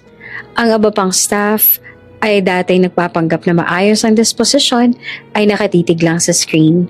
Halatang naiilang sa katotohanan na si Luna ang nakakuha ng papuri. Ngunit hindi rin nawala ang mga negatibong komentaryo sa social media. Maraming tao ang naniniwala sa mga boses ng intriga. Scripted. Sigurado may sariling planong caregiver. Baka siya mismo may gawa sa sunog para mapansin. Si Luna, habang nakaupo sa balkonahe kasama si Lucas, ay napapatingin sa mga komentaryo. Halatang nasaktan, ngunit may matatag na determinasyon sa mga mata niya. Sir Lucas, hindi po lahat naniniwala sa akin. Pero hindi po iyan mahalaga. Bulong niya. Luna, alam ko ang totoo. At iyon ang mahalaga. At hindi ko hahayaang sirain ng paninirang puri ang ginagawa mo para sa akin. Sagot ni Lucas, hawak ang kamay niya. Sa kabilang banda, si Doña Margaret ay halatang nag-iingat. Alam niya ang epekto ng viral na pangyayari sa reputasyon ng mansyon at sa staff. Tumawag siya ng meeting sa mga staff, halatang seryoso. Alam niya nang nangyari sa sunog at nakita niyo kung sinong tumulong sa anak ko. Wika niya ng mahigpit. Si Luna nagpakita ng katapangan at malasakit. Kung may sino mang magtangkang manira o magsinungaling tungkol sa kanya, hindi ko papayagan. Naiintindihan niyo ba? Tahimik ang lahat. Halata namang nagulat sa titig ni Doña Margaret. Si Bianca kitang-kita ang selos pero hindi niya na sinagot. Si Luna at Lucas nakaupo sa terrace. Habang ang ilaw ng gabi sumisilip sa paligid. Ang viral video ay patuloy na kumakalat. May papuri at may panghuhusga. Ngunit sa puso ni Lucas at sa pananaw ni Doña Margaret, malinaw ang katotohanan. Si Luna lang ang bayani. At sa unang pagkakataon, naramdaman ni Luna ang bigat ng papuri at intriga. Alam niyang hindi lahat maniniwala sa kabutihan. Ngunit sa gitna ng kontrobersya, ang kanyang malasakit at tapang ay hindi mapapantayan ng sino man. Tahimik ang silid ni Lucas. Ang araw ay dahan-dahang sumisilip sa bintana. Pumapasok ang liwanag sa malinis na kortina at ramdam ang katahimikan sa loob ng mansyon. Si Lucas nakaupo sa wheelchair, nakatingin sa labas at parang iniisip ang bawat detalye ng kinabukasan. Si Luna nakaupo sa tabi niya, abala sa pag-aayos sa mga gamit at gamot. Halos hindi niya alam kung paano simula ng pag-uusap. Ngunit ramdam niya na may mabigat sa puso ni Lucas. Luna, mahina ang tinig ng binata. Halos hindi marinig. Ngunit may halong kaba at lungkot. Napatingin si Luna at dahan-dahang lumapit. Sir Lucas, ano po? Huminga si Lucas ng malalim. May sasabihin ako sa'yo. Isang bagay na matagal ko nang tinatago. At natatakot akong sabihin dahil baka masaktan ka o baka hindi mo maintindihan. Napahawak si Luna sa kanyang kamay. Sir, kahit ano po yan, sasamahan po kita. Hindi po kita iiwan. Ngunit si Lucas halatang may bigat sa dibdib. Huminto sandali. Alam mo, si Doña Margaret, may sakit siya. Mahina na siya at hindi na siya magtatagal. Siguro mawawala na siyang 1 taon. Napahinto naman si Luna sa kanyang kinagawa. Halos mawala ng hininga. Ano po? Mahina niyang tanong na halos hindi makapaniwala. Oo, sagot ni Lucas. Halatang pinipigil ang luha. Natuklasan ko kamakailan. At takot ako. Takot ako kung sino mag-aalaga sa yaman ng aking ina kapag wala na siya. Ako? Baldado ako. Hindi ko alam kung paano ko aayusin ang lahat. At baka mawala ang lahat kung hindi ako magiging maingat. Napaluha si Luna at dahan-dahan hinalikan ng kamay niya. Sir, hindi po kayo nag-iisa. Kahit ano pang mangyari, tutulungan ko po kayo. Kasama niyo po ako sa lahat ng mangyayari. Huminga si Lucas sa malalim. Ramdam ang bigat na unti-unting bumababa sa dibdib niya. Luna, kung wala ka, wala akong kakampi. At sa totoo lang, natatakot ako mawala ng sino man. Hindi ko alam kung sinong maaasahan kapag nawala na ang aking ina. Tumahimik naman si Luna sandali. At pagkatapos ay mahina niyang bulong. Sir, kasama niyo po ako. At hindi po kita iiwan. Kahit ano pang mangyari. Pangako po yun. Napangiti si Lucas, halos maiyak, at tinawakan ng kamay ni Luna ng mahigpit. Salamat, Luna. Hindi ko po alam kung paano ko kakayanin nang wala ka sa tabi ko. Habang nag-uusap sila, unti-unting naipapaliwanag ni Lucas ang lahat ng kaniyang pangamba. Alam mo si Mama, ay palaging nag-iingat sa mansyon at sa yaman. At dahil ako ang anak niya, sa akin dapat mapupunta ang lahat. Pero baldado ako, kaya hindi ko alam kung paano ko haharapin ang negosyo, ang mansyon, ang mga tao na nakapaligid sa amin, lalo na yung ibang staff na hindi talaga mabuti. Napatingin si Luna sa kanya at halatang nag-aalala. Sir, kahit baldado pa kayo, hindi po yan dahilan para hindi kayo maging maayos. At tutulungan po kita sa lahat ng makakayanan ko. Hahatiin natin ang lahat at hahanapin natin ang paraan. Napangiti naman si Lucas, halos nakangisi sa kanyang kaba.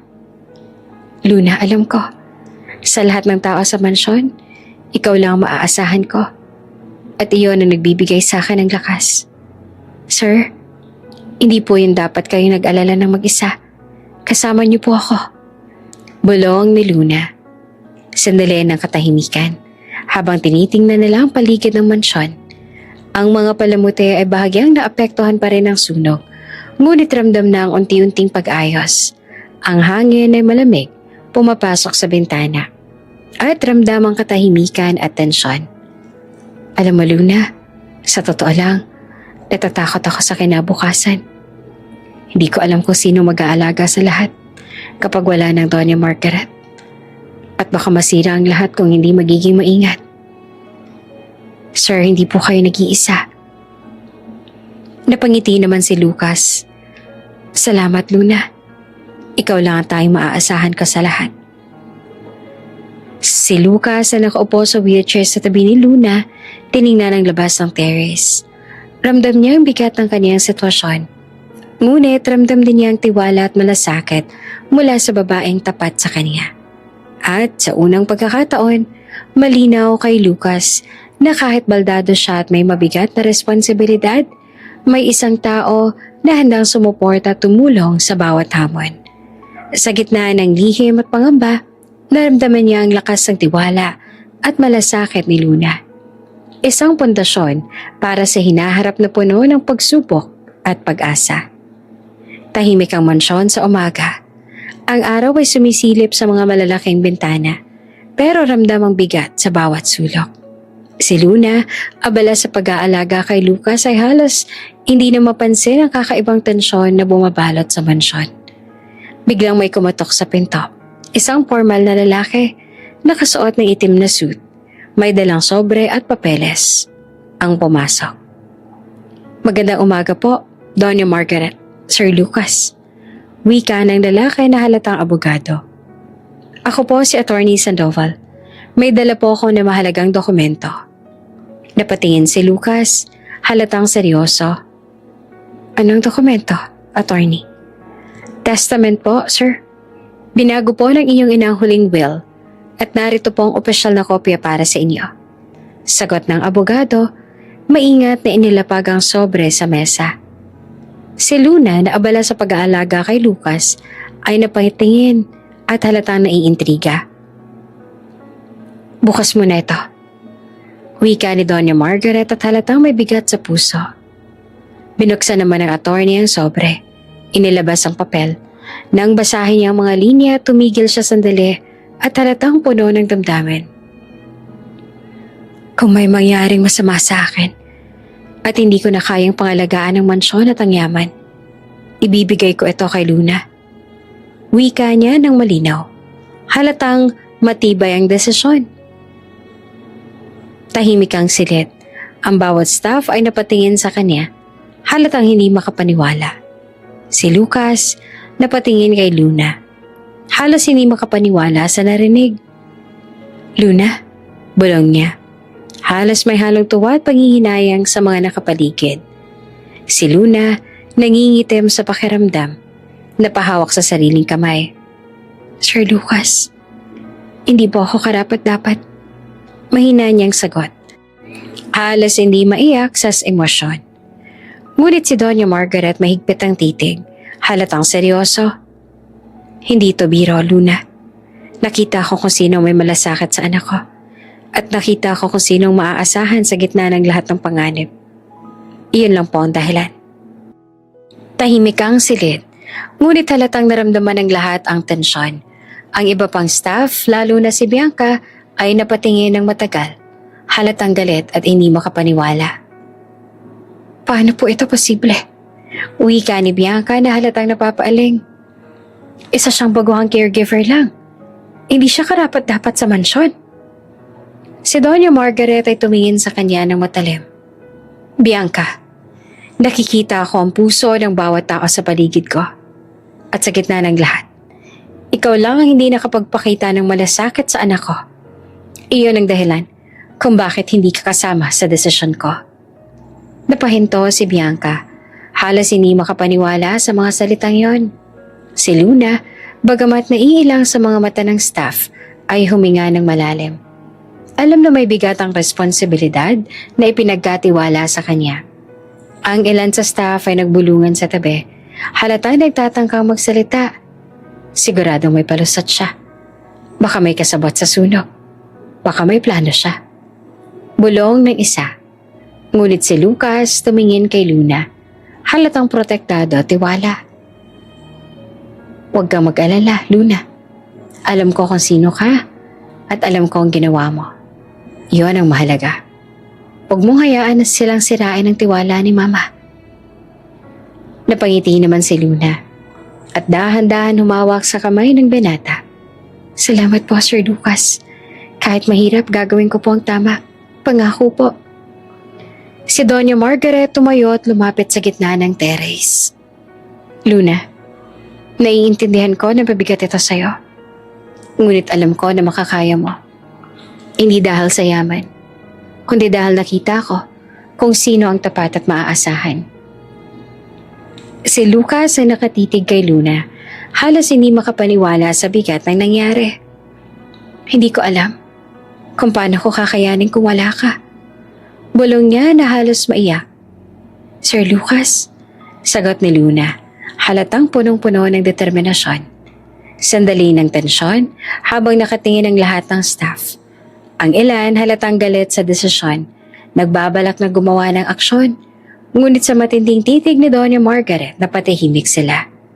Si Bianca, halos nangingit-ngit ay napatingin kay Luna. Halatang galit at selos. Hindi siya karapat-dapat.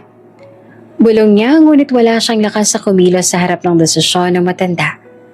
Ngunit si Luna, tahimik. Alam ang responsibilidad na nakapatong sa kanyang balikat. Hindi ito tungkol sa yaman o karangalan, kundi sa tiwala at malasakit na ipinakita niya sa buhay ni Lucas at sa mansyon. Habang si Doña Margaret ay nakatingin sa paligid, halatang nag-iingat sa lahat ng galaw ng staff. Ang mansyon sa kabila ng sunog at intriga ay unti-unting nagiging simbolo ng tiwala, malasakit at responsibilidad. At sa unang pagkakataon, malinaw sa lahat na sa gitna ng intriga, kontrobersya at galit ng iba, ang tiwala ni Doña Margaret sa isang simpleng caregiver ang tunay na nagtagumpay. Tahimik ang mansyon sa gabi, ang mga ilaw ay dim at ang hangin ay malamig. May halong lungkot. Si Lucas nakaupo sa sofa, hawak ang kamay ni Luna, ramdam ang bigat sa kanilang dibdib. Sir Lucas, mukhang mahirap po ang gabing to. Wika ni Luna, halatang nag-aalala. Huminga si Lucas ng malalim. Halos hindi makapaniwala sa naramdaman niya. Luna, natatakot ako. Hindi ko alam kung paano haharapin ang lahat kapag wala na si Mama. At sa ating gabi, sa kalagitnaan ng katahimikan, dahan-dahan nakatulog si Doña Margaret sa kanyang kama. Ngunit sa kanyang pagtulog, ang sakit na matagal niya nang tinatago ay nagpatuloy. Sa pagising sa umaga, isang tahimik na hininga ang nawala. Si Doña Margaret, matapos ang maraming taon ng sakit at pagsisikap, ay pumanaw sa kanyang pagtulog. Agad na kumalat naman ang mga balita sa social media at sa mga lokal na pahayagan. Matanda at kilalang socialite, pumanaw sa mansyon. Doña Margaret nag-iwan ng legacy sa anak at sa tapat na caregiver. Si Lucas, bagamat malungkot ng husto, ay hawak ng mahigpit ang kamay ni Luna. Luna, hindi ko alam kung paano ko kakayanin. Bulong niya na halos nanginginig sa emosyon. Sir Lucas, hindi ko po kayo iiwan. Kasama po tayo sa lahat. Sagot ni Luna, halatang matatag kahit ramdamang lungkot. Sa parehong oras, isang tao ang dumating sa mansyon. Ang pamangkin ni Doña Margaret, isang binatang nakatira sa abroad. Dumating, halatang nagulat at galit sa balita. Ano nangyari dito? Sigaw niya sa pagpasok ng foyer. Bakit? Bakit ang caregiver ang may kontrol sa mansyon? Bakit siyang nagmamana? Tahimik ang silid. Si Luna nakatayo sa tabi ni Lucas na patingin sa binata. Sir, magiging maayos po tayo. Hindi po kayo masasaktan. Bulong niya ng mahina ngunit may determinasyon. Ngunit ang pamangkin halatang galit at hindi makapaniwala ay nagpatuloy. Hindi to tama. Ako ang pamilya. Bakit ang isang baguhang caregiver na kinabang sa yaman at mansyon ng tita ko? Hindi ko ito matatanggap. Ang ibang staff, lalo na si Bianca, ay tumingin na may halong tuwa at inggit. Kita nyo? Sinasabi ko na, hindi siya karapat-dapat. Bulong niya at halatang galit at naiilang. Ngunit si Lucas, hinawakan ng kamay ni Luna. Halatang protektado at may tiwala. Hindi iyan mahalaga sa akin. Ang mahalaga ay ang ginawa ni Mama at kung sino ang tapat sa akin. Wika niya. Matatag ang tinig. Si Luna huminga ng malalim at tumayo sa tabi ng binata. Ako po, bilang caregiver at kasama po ni Sir Lucas, ay handang tanggapin ang responsibilidad. Hindi po ito para sa yaman, kundi para sa tiwala at malasakit. Nagpatuloy ang tensyon habang nag-uusap ang pamangkin. Hindi ko mapaniwalaan to. Isang caregiver lang. Hindi ko hahayaan na siyang magdesisyon sa lahat. Ang mansyon at yaman ay para sa pamilya ko. Si Lucas, halatang nagtatangkang kontrole ng emosyon, tumingin sa kanya ng matalim. Ang pamilya hindi lang nakabase sa dugo. Ang tapat at may malasakit ay mahalaga rin. At si Luna, siya ang tapat sa aking mama. Napatingin si Luna sa binata, halatang nagulat at nahabag sa tapang ng salita niya. Sir Lucas, hindi po ito madali. Pero tama po ang sinabi ninyo. Habang lumalala ang tensyon, si Bianca at ilan pang staff ay nagtatangkang samahan ng pamangkin. Pinapalakas ang galit at selos. Kita nyo? Hindi siya karapat-dapat. Siya lang ang caregiver. Hindi naman siya kapamilya. Bulong nila na halos sumisigaw na sa galit. Ngunit si Doña Margaret, kahit wala na, ay nag-iwan ng malinaw na legacy. Ang tiwala at malasakit ay mas mahalaga kaysa sa dugo o posisyon sa pamilya.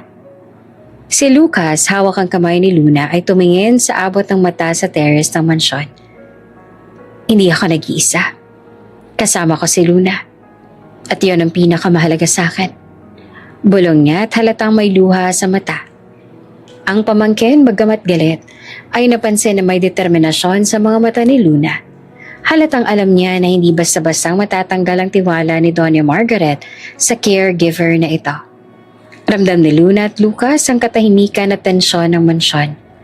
Ang yaman at mansyon ay nasa kamay ng isang simpleng caregiver. Ngunit higit sa lahat, ito ay nasa kamay ng tapat na may malasakit. Tahimik ang paligid ng burol. Ang mga bulaklak ay puti at malalaking korona nakasabit sa paligid. Habang ang mga tao ay tahimik na nakatayo, nagdarasal at nagpaparangal sa alaala ni Doña Margaret. Ngunit sa kabila ng katahimikan, ramdam ang tensyon sa bawat kilos ng ilan sa pamilya. Si Luna, nakaupo sa gilid katabi si Lucas. Tahimik at halatang nag-aalala at naninindigan sa kanyang sarili. Ang kanyang puso ay mabigat. Ngunit sinusubukan niyang manatiling mahinahon sa gitna ng lungkot at pagdadalamhati. Ngunit hindi nagtagal narinig ni Luna ang isang matalim na boses mula sa kabilang bahagi ng burol.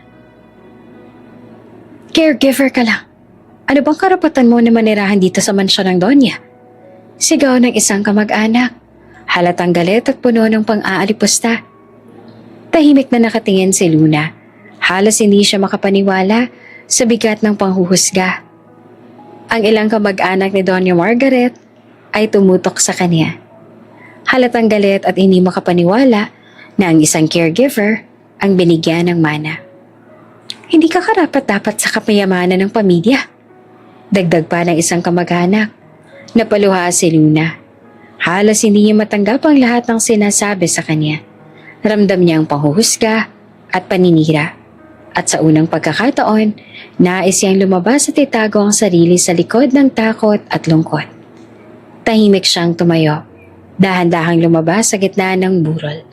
Halos hindi mapansin ng iba. Ang luhay dumalay sa pisngi at halos hindi niya maipaliwanag ang bigat na nadarama sa puso. Ngunit bago pa man siya tuluyang makalayo, naramdaman niya ang mahigpit na hawak sa kanyang kamay. Tumingin siya at nakitang si Lucas ang sa kanyang harapan. Ang mata'y puno ng determinasyon at galit. Luna, wika ni Lucas na halatang matatag. Hindi mo kailangang marinig ang kasinungalingan nila. Kasama mo ako. Napatingin naman si Luna sa kanya. Halatang hindi makapaniwala sa tapang at lakas na ipinakita ng binata. Sir, hindi po nila mauunawaan. Hindi po nila alam ang totoo. Bulong niya, mahina, halos pabulong lang. Alam ko, sagot ni Lucas sa matatagang tinig. Kaya nga ako nandito.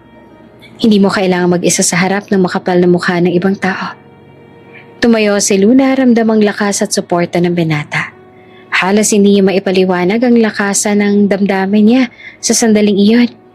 Kahit galit, panghuhusga at paninira ang nakapalibot, ramdam niya ang tiwala at malasakit ni Lucas. Ang ilan sa pamilya, lalo na ang mga galit na pamangkin, ay napatingin kay Lucas. Halatang nagulat at naiinis. Lucas, paano mo nagawa iyon? Bakit mo pinagtanggol ang isang caregiver? Sigaw ng isa. Ngunit si Lucas matibay sa kanyang paninindigan. Tumabi-tabi ni si Luna, hawak ang kanyang kamay. Hindi naman ito tungkol sa dugo lang ng pamilya. Ang pamilya ay tungkol sa tiwala at malasakit.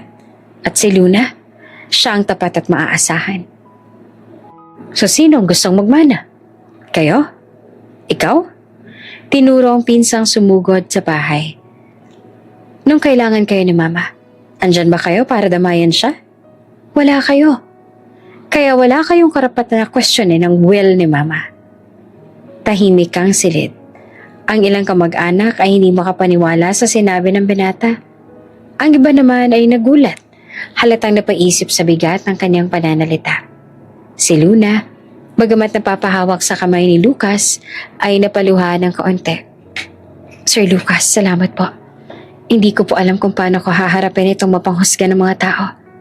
Bulong niya na halos nanginginig si emosyon. Hindi ka nag-iisa, sagot ni Lucas. Hawak ang kamay niya ng mahigpit. Hindi kita iiwan. At hindi ko hahayaan na sirain ka ng sino man. Habang lumalala ang tensyon, ang ibang staff at ilang kamag-anak ay nagbulungan. Halatang nagulat sa tapang ni Lucas at sa katahimikan ni Luna. Ang ilan tulad ni Bianca ay halatang galit at naiilang. Hindi makapaniwala na ang isang caregiver lang ang nakatayo sa gitna ng lahat ng ito. Hindi siya karapat-dapat. Isa lang siyang caregiver. Bulong pa ni Bianca sa isang staff, halatang galit at may halong panghihinayang. Ngunit si Lucas ay matatag, nakatingin sa kanya. Hindi ang yaman o posisyon ng sukatan ng tao. Ang tiwala at malasakit ang mahalaga. At iyon lang ipinakita ni Luna sa akin. At iyon ang nakita ni Mama. Si Luna, habang hawak ang kamay ni Lucas ay napangiti ng kaunti. Kahit may luha sa mata, ramdam niya ang bigat ng panghuhusga. Ngunit mas ramdam niya ang suporta at proteksyon mula kay Lucas.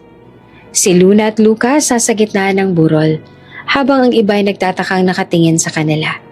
Ang mansyon at yaman ay nasa kamay ng isang caregiver, ngunit higit sa lahat, ang respeto at tiwala ay napanatili. At sa unang pagkakataon, malinaw na sa lahat. Sa kabila ng kapal ng mukha, galit at intriga ng pamilya, ang tapat na malasakit at paninindigan, ang tunay na panalo sa mansyon at sa puso ni Lucas. Tahimik ang malaking sala ng mansyon. Ang burol ay natapos na, ngunit ang tensyon ay nananatili. Ang pamilya ni Doña Margaret ay nananatili sa loob. Halatang hindi pa rin makapaniwala sa nangyari sa mansyon. At sa desisyon ng ginang na iwan kay Luna ang mansyon at yaman. Ngunit sa pagkakataong ito, may dala ang abogado na magpapabago sa lahat. Tumayo si Attorney Sandoval sa harap ng pamilya. May hawak na sobre at ilang dokumento. May karagdagan po akong ebidensya tungkol sa nangyari sa mansyon. Wika niya at halatang seryoso. Ito po ay makikita sa CCTV footage at sa ilang liham na iniwan ni Doña Margaret. Napatingin ang lahat sa kanya. Halatang nagulat at nais na makinig. Si Bianca at ang pamangkin ni Doña Margaret ay nagulat ng higit. Halatang may kabasa naririnig. Ano ito? Tanong ng pamangkin. Halatang galit at hindi makapaniwala. Unang-una, wika ng abogado. Sa footage ng CCTV, makikita kung paanong nag-iingat si Luna sa anak ng ginang sa gitna ng sunog. Halos walang ibang staff ang lumapit kay Lucas. Ngunit siya lang ang naging sandigan. Ipinakita niya ang tapang at malasakit sa bawat kilos. Tahimik ang silid. Ang ilan sa pamilya ay napatingin kay Luna. Halatang naiilang at nagulat. Ngunit hindi iyon ang pinakamatindi. Inilabas ng abogado ang mga liham. Ang mga liham na ito ay iniwan ni Doña Margaret para sa proteksyon ni Lucas at Luna. Dito malinaw na may isa sa pamilya ang may balak na saktan si Lucas upang makuha ang lahat ng ari-arian. At pinili ng ginang na ilagay ang mansyon sa pangalan ni Luna para maprotektahan siya at ang yaman habang hindi pa natutukoy kung sino man ang may masamang intensyon. Nang marinig ito, halos hindi naman makapaniwala ang lahat. Si Bianca halatang nanginginig sa galit at selos, tumingin kay Luna. Halos gusto niyang puntahan. Ano? Anong ibig sabihin nito? Bulong niya na halatang nag-aalangan. Ngunit si Lucas ay nasa tabi ni Luna, halatang protektado at tiwala. Iyan ang dahilan kung bakit siyang napili ni Mama. Wika niya na matibay ang tinig. Dahil nakita niya kung sino ang tunay na tapat sa akin at sa mansyon. At iyon lang ang mahalaga. Tahimik si Luna. Bagamat ramdam ang tensyon sa paligid, halos hindi siya makapaniwala sa lahat ng ebidensyang ipinakita. Sir Lucas, hindi po nila mauunawaan. Hindi po nila alam na kung paano po ako tumulong. Bulong niya. Mahina ngunit may determinasyon. Alam ko, sagot ni Lucas, hawak ang kamay niya. Kaya nga ako nandito. Hindi ka nag-iisa sa laban na to. At hindi ko hahayaang masaktan ka o sirain ang sino man ang tiwala ni Mama sa'yo. Ang pamangkin ni Doña Margaret halatang galit rin. Napatingin sa abogado. Ito ba'y totoo? Hindi ko matatanggap. Hindi ko mapaniwalaan na isang caregiver ang magiging tagapangalaga sa mansyon. Ginoo, sagot ng abogado, halatang maingat. Lahat ng ebidensya ay tapat at malinaw. Ang mansyon at yaman ay inilagay kay Luna. Hindi para sa yaman mismo, kundi para sa proteksyon ni Lucas at upang masiguro ang kaligtasan niya. Si Bianca halatang nangingit-ngit sa galit. Napatingin siya kay Luna. Kaya pala siya nakatayo sa tabi ni Lucas sa sunog. Kaya pala siya ang tapat. Hindi ko inakala. Pero yan ang totoo. Bulong niya at halatang hindi siya makapaniwala. Ngunit si Lucas tumayo tumingin sa kanya ng matalim. Ang pamilya ay hindi lang nakabase sa dugo. Ang pamilya ay tungkol sa tiwala, malasakit at pagkakaninga. At iyon ang pinakita ni Luna. Napangiti si Luna ng bahagya, bagamat may halong lungkot sa mata. Ramdam niya ang bigat ng panghuhusga at galit sa paligid. Ngunit higit sa lahat, ramdam niya ang suporta ni Lucas. Habang nag-uusap ang abogado, ipinakita rin niya ang ilang lihim na may pahayag ni Doña Margaret kung paano niyang prenotektahan si Lucas sa panganib ng pamilya na may masamang intensyon. Tahimik ang silid, ngunit ramdam ang tensyon sa bawat isa. Ang mansyon at yaman ay nasa kamay ng isang simpleng caregiver, ngunit higit sa lahat, ang respeto, tiwala at proteksyon kay Lucas ay malinaw na ipinagkatiwala sa kanya. Ang mansyon ay hindi simbolo ng yaman, kundi simbolo ng tapat na malasakit at proteksyon sa mahal sa buhay. Sir Lucas, kasama po tayo. Hindi po ako nag-iisa. Bulong ni Luna. Hindi, sagot ni Lucas. Hawak ang kamay niya ng mahigpit. At sa unang pagkakataon, malinaw sa lahat ang katotohanan. Tiwala at malasakit ang tunay na nagtagumpay. Sa kabila ng intriga, paninira at selos ng pamilya. Ang mga ilaw sa loob ay bahagyang dim at ang bawat tunog ay parang mas malakas sa katahimikan. Si Luna nakaupo sa silid, nag-ayos sa mga gamot ni Lucas. Ngunit hindi niya maalis sa isip ang kakaibang pakiramdam sa paligid. Dahan-dahan siyang naglakad patungo sa terrace. Napansin niyang may mga anino sa hallway. Nakaramdam siya ng kakaibang tensyon. Parang may nangyayaring hindi tama. Bigla niyang narinig ang mga boses mula sa opisina sa kabilang kwarto. Sigurado ka ba na gagawin natin to ngayon? Hindi pa yata alam ni Lucas. Wika ng malalim na boses ng lalaki. Walang problema. Hindi na makakaalis si Lucas sa wheelchair niya. At dahil sa sakit niya, wala na siya makakausap na tapat sa kanya. Sagot ng isa pang boses. Halatang may halong pananakot at kasakiman. Napatingin si Luna sa bentana. Halos hindi makapaniwala sa naririnig. Ang mga boses ay pamilyar. Ang isa sa kanila ay si Damien, ang pinsan ni Lucas. Halatang may masamang plano ang binata. Tahimik si Luna sa gilid, ngunit ramdam ang adrenaline na dumadaloy sa kanyang katawan. Kailangan niya mag-isip ng mabilis at protektahan si Lucas bago pa mahuli ang lahat. Alam niyang delikado at kahit na mahirap, kailangan niyang kumilos ng maaga. Naglakad siya patungo sa silid ni Lucas. Dahan-dahan at binuksan ang pinto. Nakita niya si Lucas, abala sa pagbabasa ng ilang dokumento. Halos walang pakialam sa nangyayari sa labas. Sir Lucas, may narinig po ako. Bulong ni Luna na halos nanginginig ang boses sa takot at kaba. Tumingin si Lucas sa kanya. Halatang nagulat sa bigat ng tono ng boses niya. Ano ito, Luna? May plano po si Sir Damien at isa pa sa pamilya ninyo. Gustong saktan po kayo para makuha ang lahat ng ari-arian. Bulong ni Luna. Halatang nahihirapan sa bigat ng ebidensya na kanyang naririnig. Huminto si Lucas, halos hindi siya makapaniwala. Ano? Paano mo nalaman yan? Halatang nanginginig sa galit at kaba. Nakita ko po at narinig ko lahat ng plano nila. Sagot ni Luna na matatag ngunit may halong takot. Kaya po, kailangan nating maghanda, Sir Lucas. Kailangan po nating malaman kung sino ang kasama sa plano at paano natin ito maiiwasan. Ang tensyon ay tumindi. Ang mga anino sa hallway ay patuloy na nag-iikot. Halatang naghihintay ng pagkakataon. Si Damien, walang kaalaman na may nakarinig sa kanyang plano. Nakangiti sa kasakiman. Wala na makakapagsabi ng tama kung hindi tayo mabilis na kikilos. Pag wala na si Lucas, sa atin mapupunta ang lahat.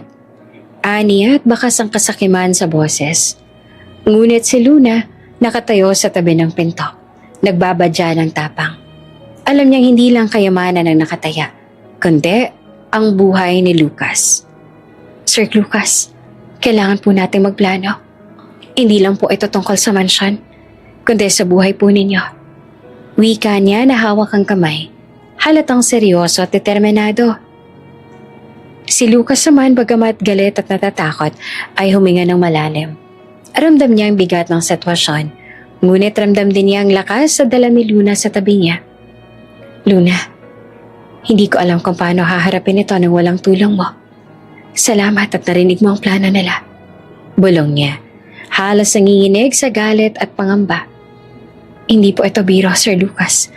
Kailangan po nating maging maingat at protektahan ang lahat. Sagot ni Luna, halatang matatag.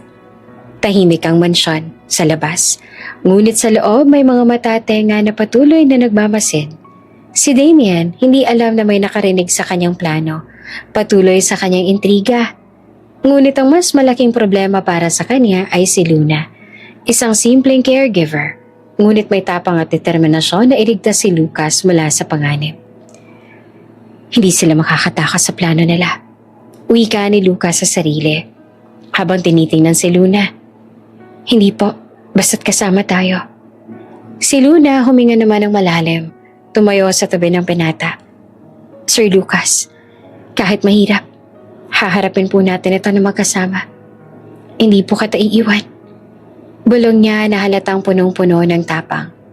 Sa isang sulok ng terrace, si Luna at Lucas ay nakatingin sa paligid. Ramdam ang malamig na hangin at tensyon.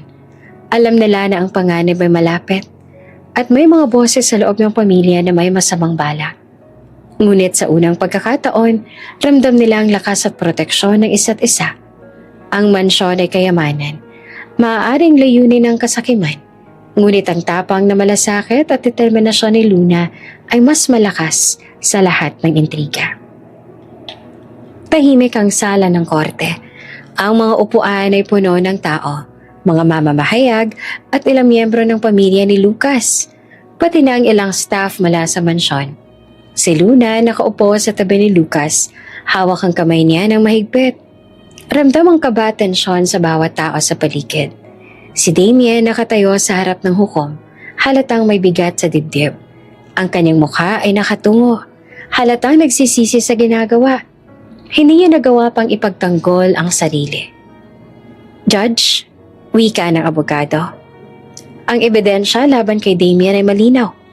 May CCTV footage, testimonya ng caregiver, at mga liham ni Doña Margaret na nagpapatunay na may balak siyang saktan si Lucas upang makuha ang mansyon at yaman.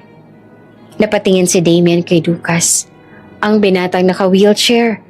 Parang biglang lumiit ang mundo niya. Lucas. Napakalmuting bulong niya. Nanginig ang dibdib sa pagsisisi. Hindi ko malang naisip na ikaw pala ang taong pinili kong saktan. Tahimik si Lucas, ngunit ramdam ang galit at lungkot sa mga mata niya. Ngunit bago siya makapagsalita, tumayo si Luna, matatag at nagsalita sa harap ng hukom. Your Honor, hindi po ako lumapit dito para lamang sa mansyon o kayamanan. Wika ni Luna, halatang matatag at puno ng determinasyon. Ako po ay naglingkod sa pamilya ni Lucas dahil nakita ko ang pangangailangan niya. At dahil nagmamalasakit po ako sa kanya bilang anak siya ni Doña Margaret, ang lahat ng ginawa ko ay para protektahan ang buhay niya. Tahimik ang korte. Ang mga mamahayag ay nagtuon ng pansin kay Luna, habang ang ilan naman sa pamilya ay napatingin sa kanya nang may halong pagkabigla at pagkamangha. Napatingin si Damien sa kanya, halatang hindi siya makapaniwala sa tapang ng simpleng caregiver. Luna, ikaw, hindi ko inakala. Bulong niya na halatang nanghihina. Ngunit si Lucas nakatingin kay Damien ay matatag. Pinsan, nakita namin lahat. Ang kabutihan at ang masamang balak ay malinaw. At ngayon, kailangan mo nang harapin ang hustisya para sa ginawa mo. Huminga ng malalim si Damien at sa unang pagkakataon, naramdaman niya ang bigat ng tunay na pagsisisi. Lucas, mahinang sabi niya na halos maputol ang boses. Hindi ko alam na ikaw palang pinili ni Tia para mamahala. Akala ko ang dapat na mag-alaga sa lahat ay ako. Tinuring kitang kapatid. Pero nagkamali ako. Malaki. Tumingin siya kay Lucas, bakas ang hiya at pagkabasag ng kanyang pride. Humihingi ako ng tawad sa lahat ng nagawa ko, lalo na sa iyo, Lucas. Napatingin si Lucas kay Damien, halatang may halong lungkot at pagkabigla. Pinsan, ang tiwala at pagmamahal ay hindi nabibili ng pera. Hindi ang mansyon ang mahalaga, kundi ang kung sino ang tapat at ang mamalasakit. Sana ay matutunan mo ayon. Habang umiikot ang korte, inilabas ng abogado ang huling video, will ni Doña Margaret. Ang mukha ng matanda ay nakangiti at ramdam ang pagmamahal sa bawat salita niya. Si Luna lang ang tunay na nagmahal sa anak ko. Hindi dahil sa pera. Siya ang tapat sa puso niya. At siyang makakaalaga kay Lucas kapag wala na ako. Wika ni Doña Margaret sa video. Malinaw ang damdamin. Tahimik ang korte. Ang bawat tao ay napatingin kay Luna. Halatang nagulat at nirerespeto ang katapangan at kabutihang pinakita niya. Si Lucas, humawak ng mas mahigpit sa kamay ni Luna at napangiti ng kaunti sa emosyon. Luna, salamat. Hindi ko alam kung paano ko kakayanin kung wala ka. Bulong niya na halatang may luha sa mata. Sir Lucas, may kasama po kayo, hindi ko po kayo iiwan. Sagot naman ni Luna na halatang matatag at punong-puno ng malasakit. Ang hukom, matapos basahin at panoorin ang lahat ng ebidensya, ay tumayo at nagbigay ng hatol. Batay sa malinaw na ebidensya, si Damien ay may kasalanan sa planong saktan si Lucas. Siya ay maaaring makulong at papanagutin sa lahat ng ginawa niya. Samantala, ang kabayanihan at tapat na paglilingkod naman ni Luna ay malinaw na nagpabago sa takbo ng sitwasyon at nagligtas sa buhay ni Lucas. Napatingin si Damien sa hukom, halatang napahiya at nalulungkot. Ang ibang pamilya, lalo na ang mga galit at selos sa pamangkin, ay napatingin kay Luna. Halos hindi makapaniwala sa bigat ng katotohanan. Ngunit si Lucas, hawak ang kamay ni Luna, ay tumayo ng matatag. Luna, ang tunay na tagumpay ay hindi lamang sa mansyon o kayamanan. Ang tagumpay ay nasa puso at malasakit ng tao at iyon ang ipinakita mo sa akin.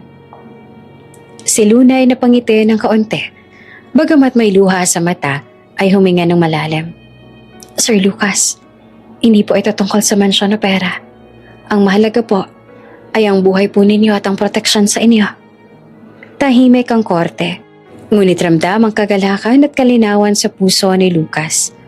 Ang mansyon ay ligtas sa maling kamay. Ang pamilya ay napatawad sa ilan sa masamang plano at si Luna ay naging simbolo ng tapang, malasakit at kabayanihan. Tahimik ang mansyon sa hapon, ngunit ramdam ang bagong simula. Ang araw ay dumaan sa malaking bintana at pumapasok sa loob. Nagbibigay ng liwanag sa bawat sulok. Si Luna nakatayo sa grand hallway. Pinagmamasa ng bawat detalyeng minsang tila imposibleng maabot para sa kanya.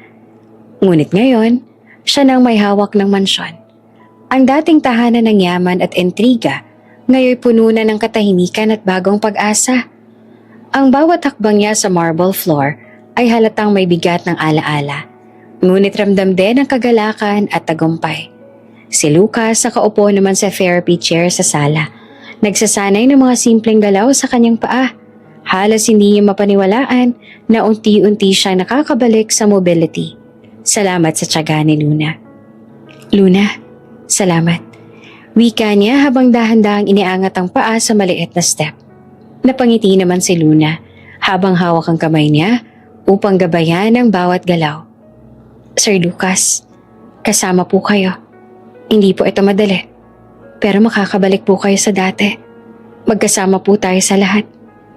Habang lumalakad sa tabi niya si Luna, napansin ni Lucas ang determinasyon at pagmamalasakit sa mata niya.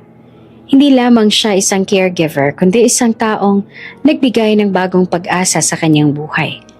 Lumipas ang ilang buwan at unti-unting bumalik ang kakayahan ni Lucas sa pamamagitan ng therapy. Ang bawat hakbang ay may kasamang pagtawa at halakak. At sa bawat tagumpay, nakikita ni Luna ang dami ng pangarap na unti-unting natutupad. Ngunit higit sa lahat, naramdaman nila ang koneksyon sa isa't isa. Hindi lamang bilang tagapangalaga at pasyente, kundi bilang mga taong nagtitiwala at nagmamalasakit sa isa't isa. Isang hapon, matapos ang therapy session, humarap si Lucas kay Luna. Nakatingin sa kanyang mga mata ng may halong emosyon. Pwede bang this time, ako na mag-alaga sa'yo? Wika niya na may halong pag-asa tapang. Napaiyak naman si Luna. Halos hindi siya makapaniwala sa dami na nangyari sa kanilang buhay. Ang dating mahiyain at tahimik na caregiver, ngayon ay nakatayo na sa isang mansyon, kasama ang isang binatang pinag-alagaan niya mula sa simula. Tumayo si Luna, hinawakan ng kamay ni Lucas, at tumingin sa paligid ng mansyon. Ang bawat silid, bawat koridor ay puno ng alaala ng hirap, intriga at takot. Ngunit ngayon, puno rin ito ng tapang, malasakit at tagumpay. Dahan-dahan silang naglakad sa hallway, nagkatinginan ng may ngiti. Ang bawat hakbang ay halatang simbolo ng pagbabago. Mula sa imposibleng sitwasyon patungo sa bagong simula. Sir Lucas, ang mansyon na ito ay hindi lang simbolo ng yaman. Ito po ay simbolo ng tiwala at malasakit. Alam ko. At ngayon masaya ako kasi kasama na kita. Sagot naman ni Lucas. Sa labas naririnig ang malambing na musika. Parang naglalaro sa hangin. Sumasabay sa bawat akbang nila. Ang mansyon na dati puno ng intriga at galit, ngayon ay tahimik na, malinis at puno ng liwanag. Si Luna, habang naglalakad sa grand hallway ay huminga ng malalim. Ramdam niya ang tagumpay, hindi dahil sa mansyon o kayamanan, kundi dahil sa lahat ng natutunan niya sa buhay. Matapang, determinasyon na tunay na malasakit. Ang dating imposibleng sitwasyon para sa isang simpleng Pinay tulad niya, ngayon ay naging realidad. Ang mansyon na minsang puno ng galit at intriga ay naging simbolo ng bagong simula, ng tagumpay, hustisya at pagmamahal. Si Luna nakatayo sa gitna ng grand foyer. Tumingin sa paligid ng mansyon, halos maiyak sa dami na nangyari, sa mga hirap na nalampasan at sa tiwala na ipinagkaloob sa kanya ni Doña Margaret at ni Lucas. Si Lucas nakatayo naman sa tabi niya, tumitig sa kanya ng may ngiti. Salamat Luna, sa lahat. Napangiti si Luna ng may luha sa mata. Hindi po ito tungkol sa mansyon, Sir Lucas. Ito po ay tungkol sa buhay at tiwala. Habang naglalakad sila papunta sa terrace, ang malambing at triumphant na musika ay dumadaloy sa hangin. Sa huling sandali, nagkatinginan sila ni Lucas. At sa kanilang mga mata, ramdam ang pangako ng bukas. Isang bukas na puno ng malasakit at pag-asa at walang katapusang pagtitiwala sa isa't isa. Ang kwento ni Luna ay naging inspirasyon, isang simpleng Pinay na nagtagumpay sa kabila ng intriga at paninira at pang-aalipasta. Ang mansyon na hindi lamang yaman, kundi simbolo ng katapangan, kabayanihan at tunay na pagmamahal.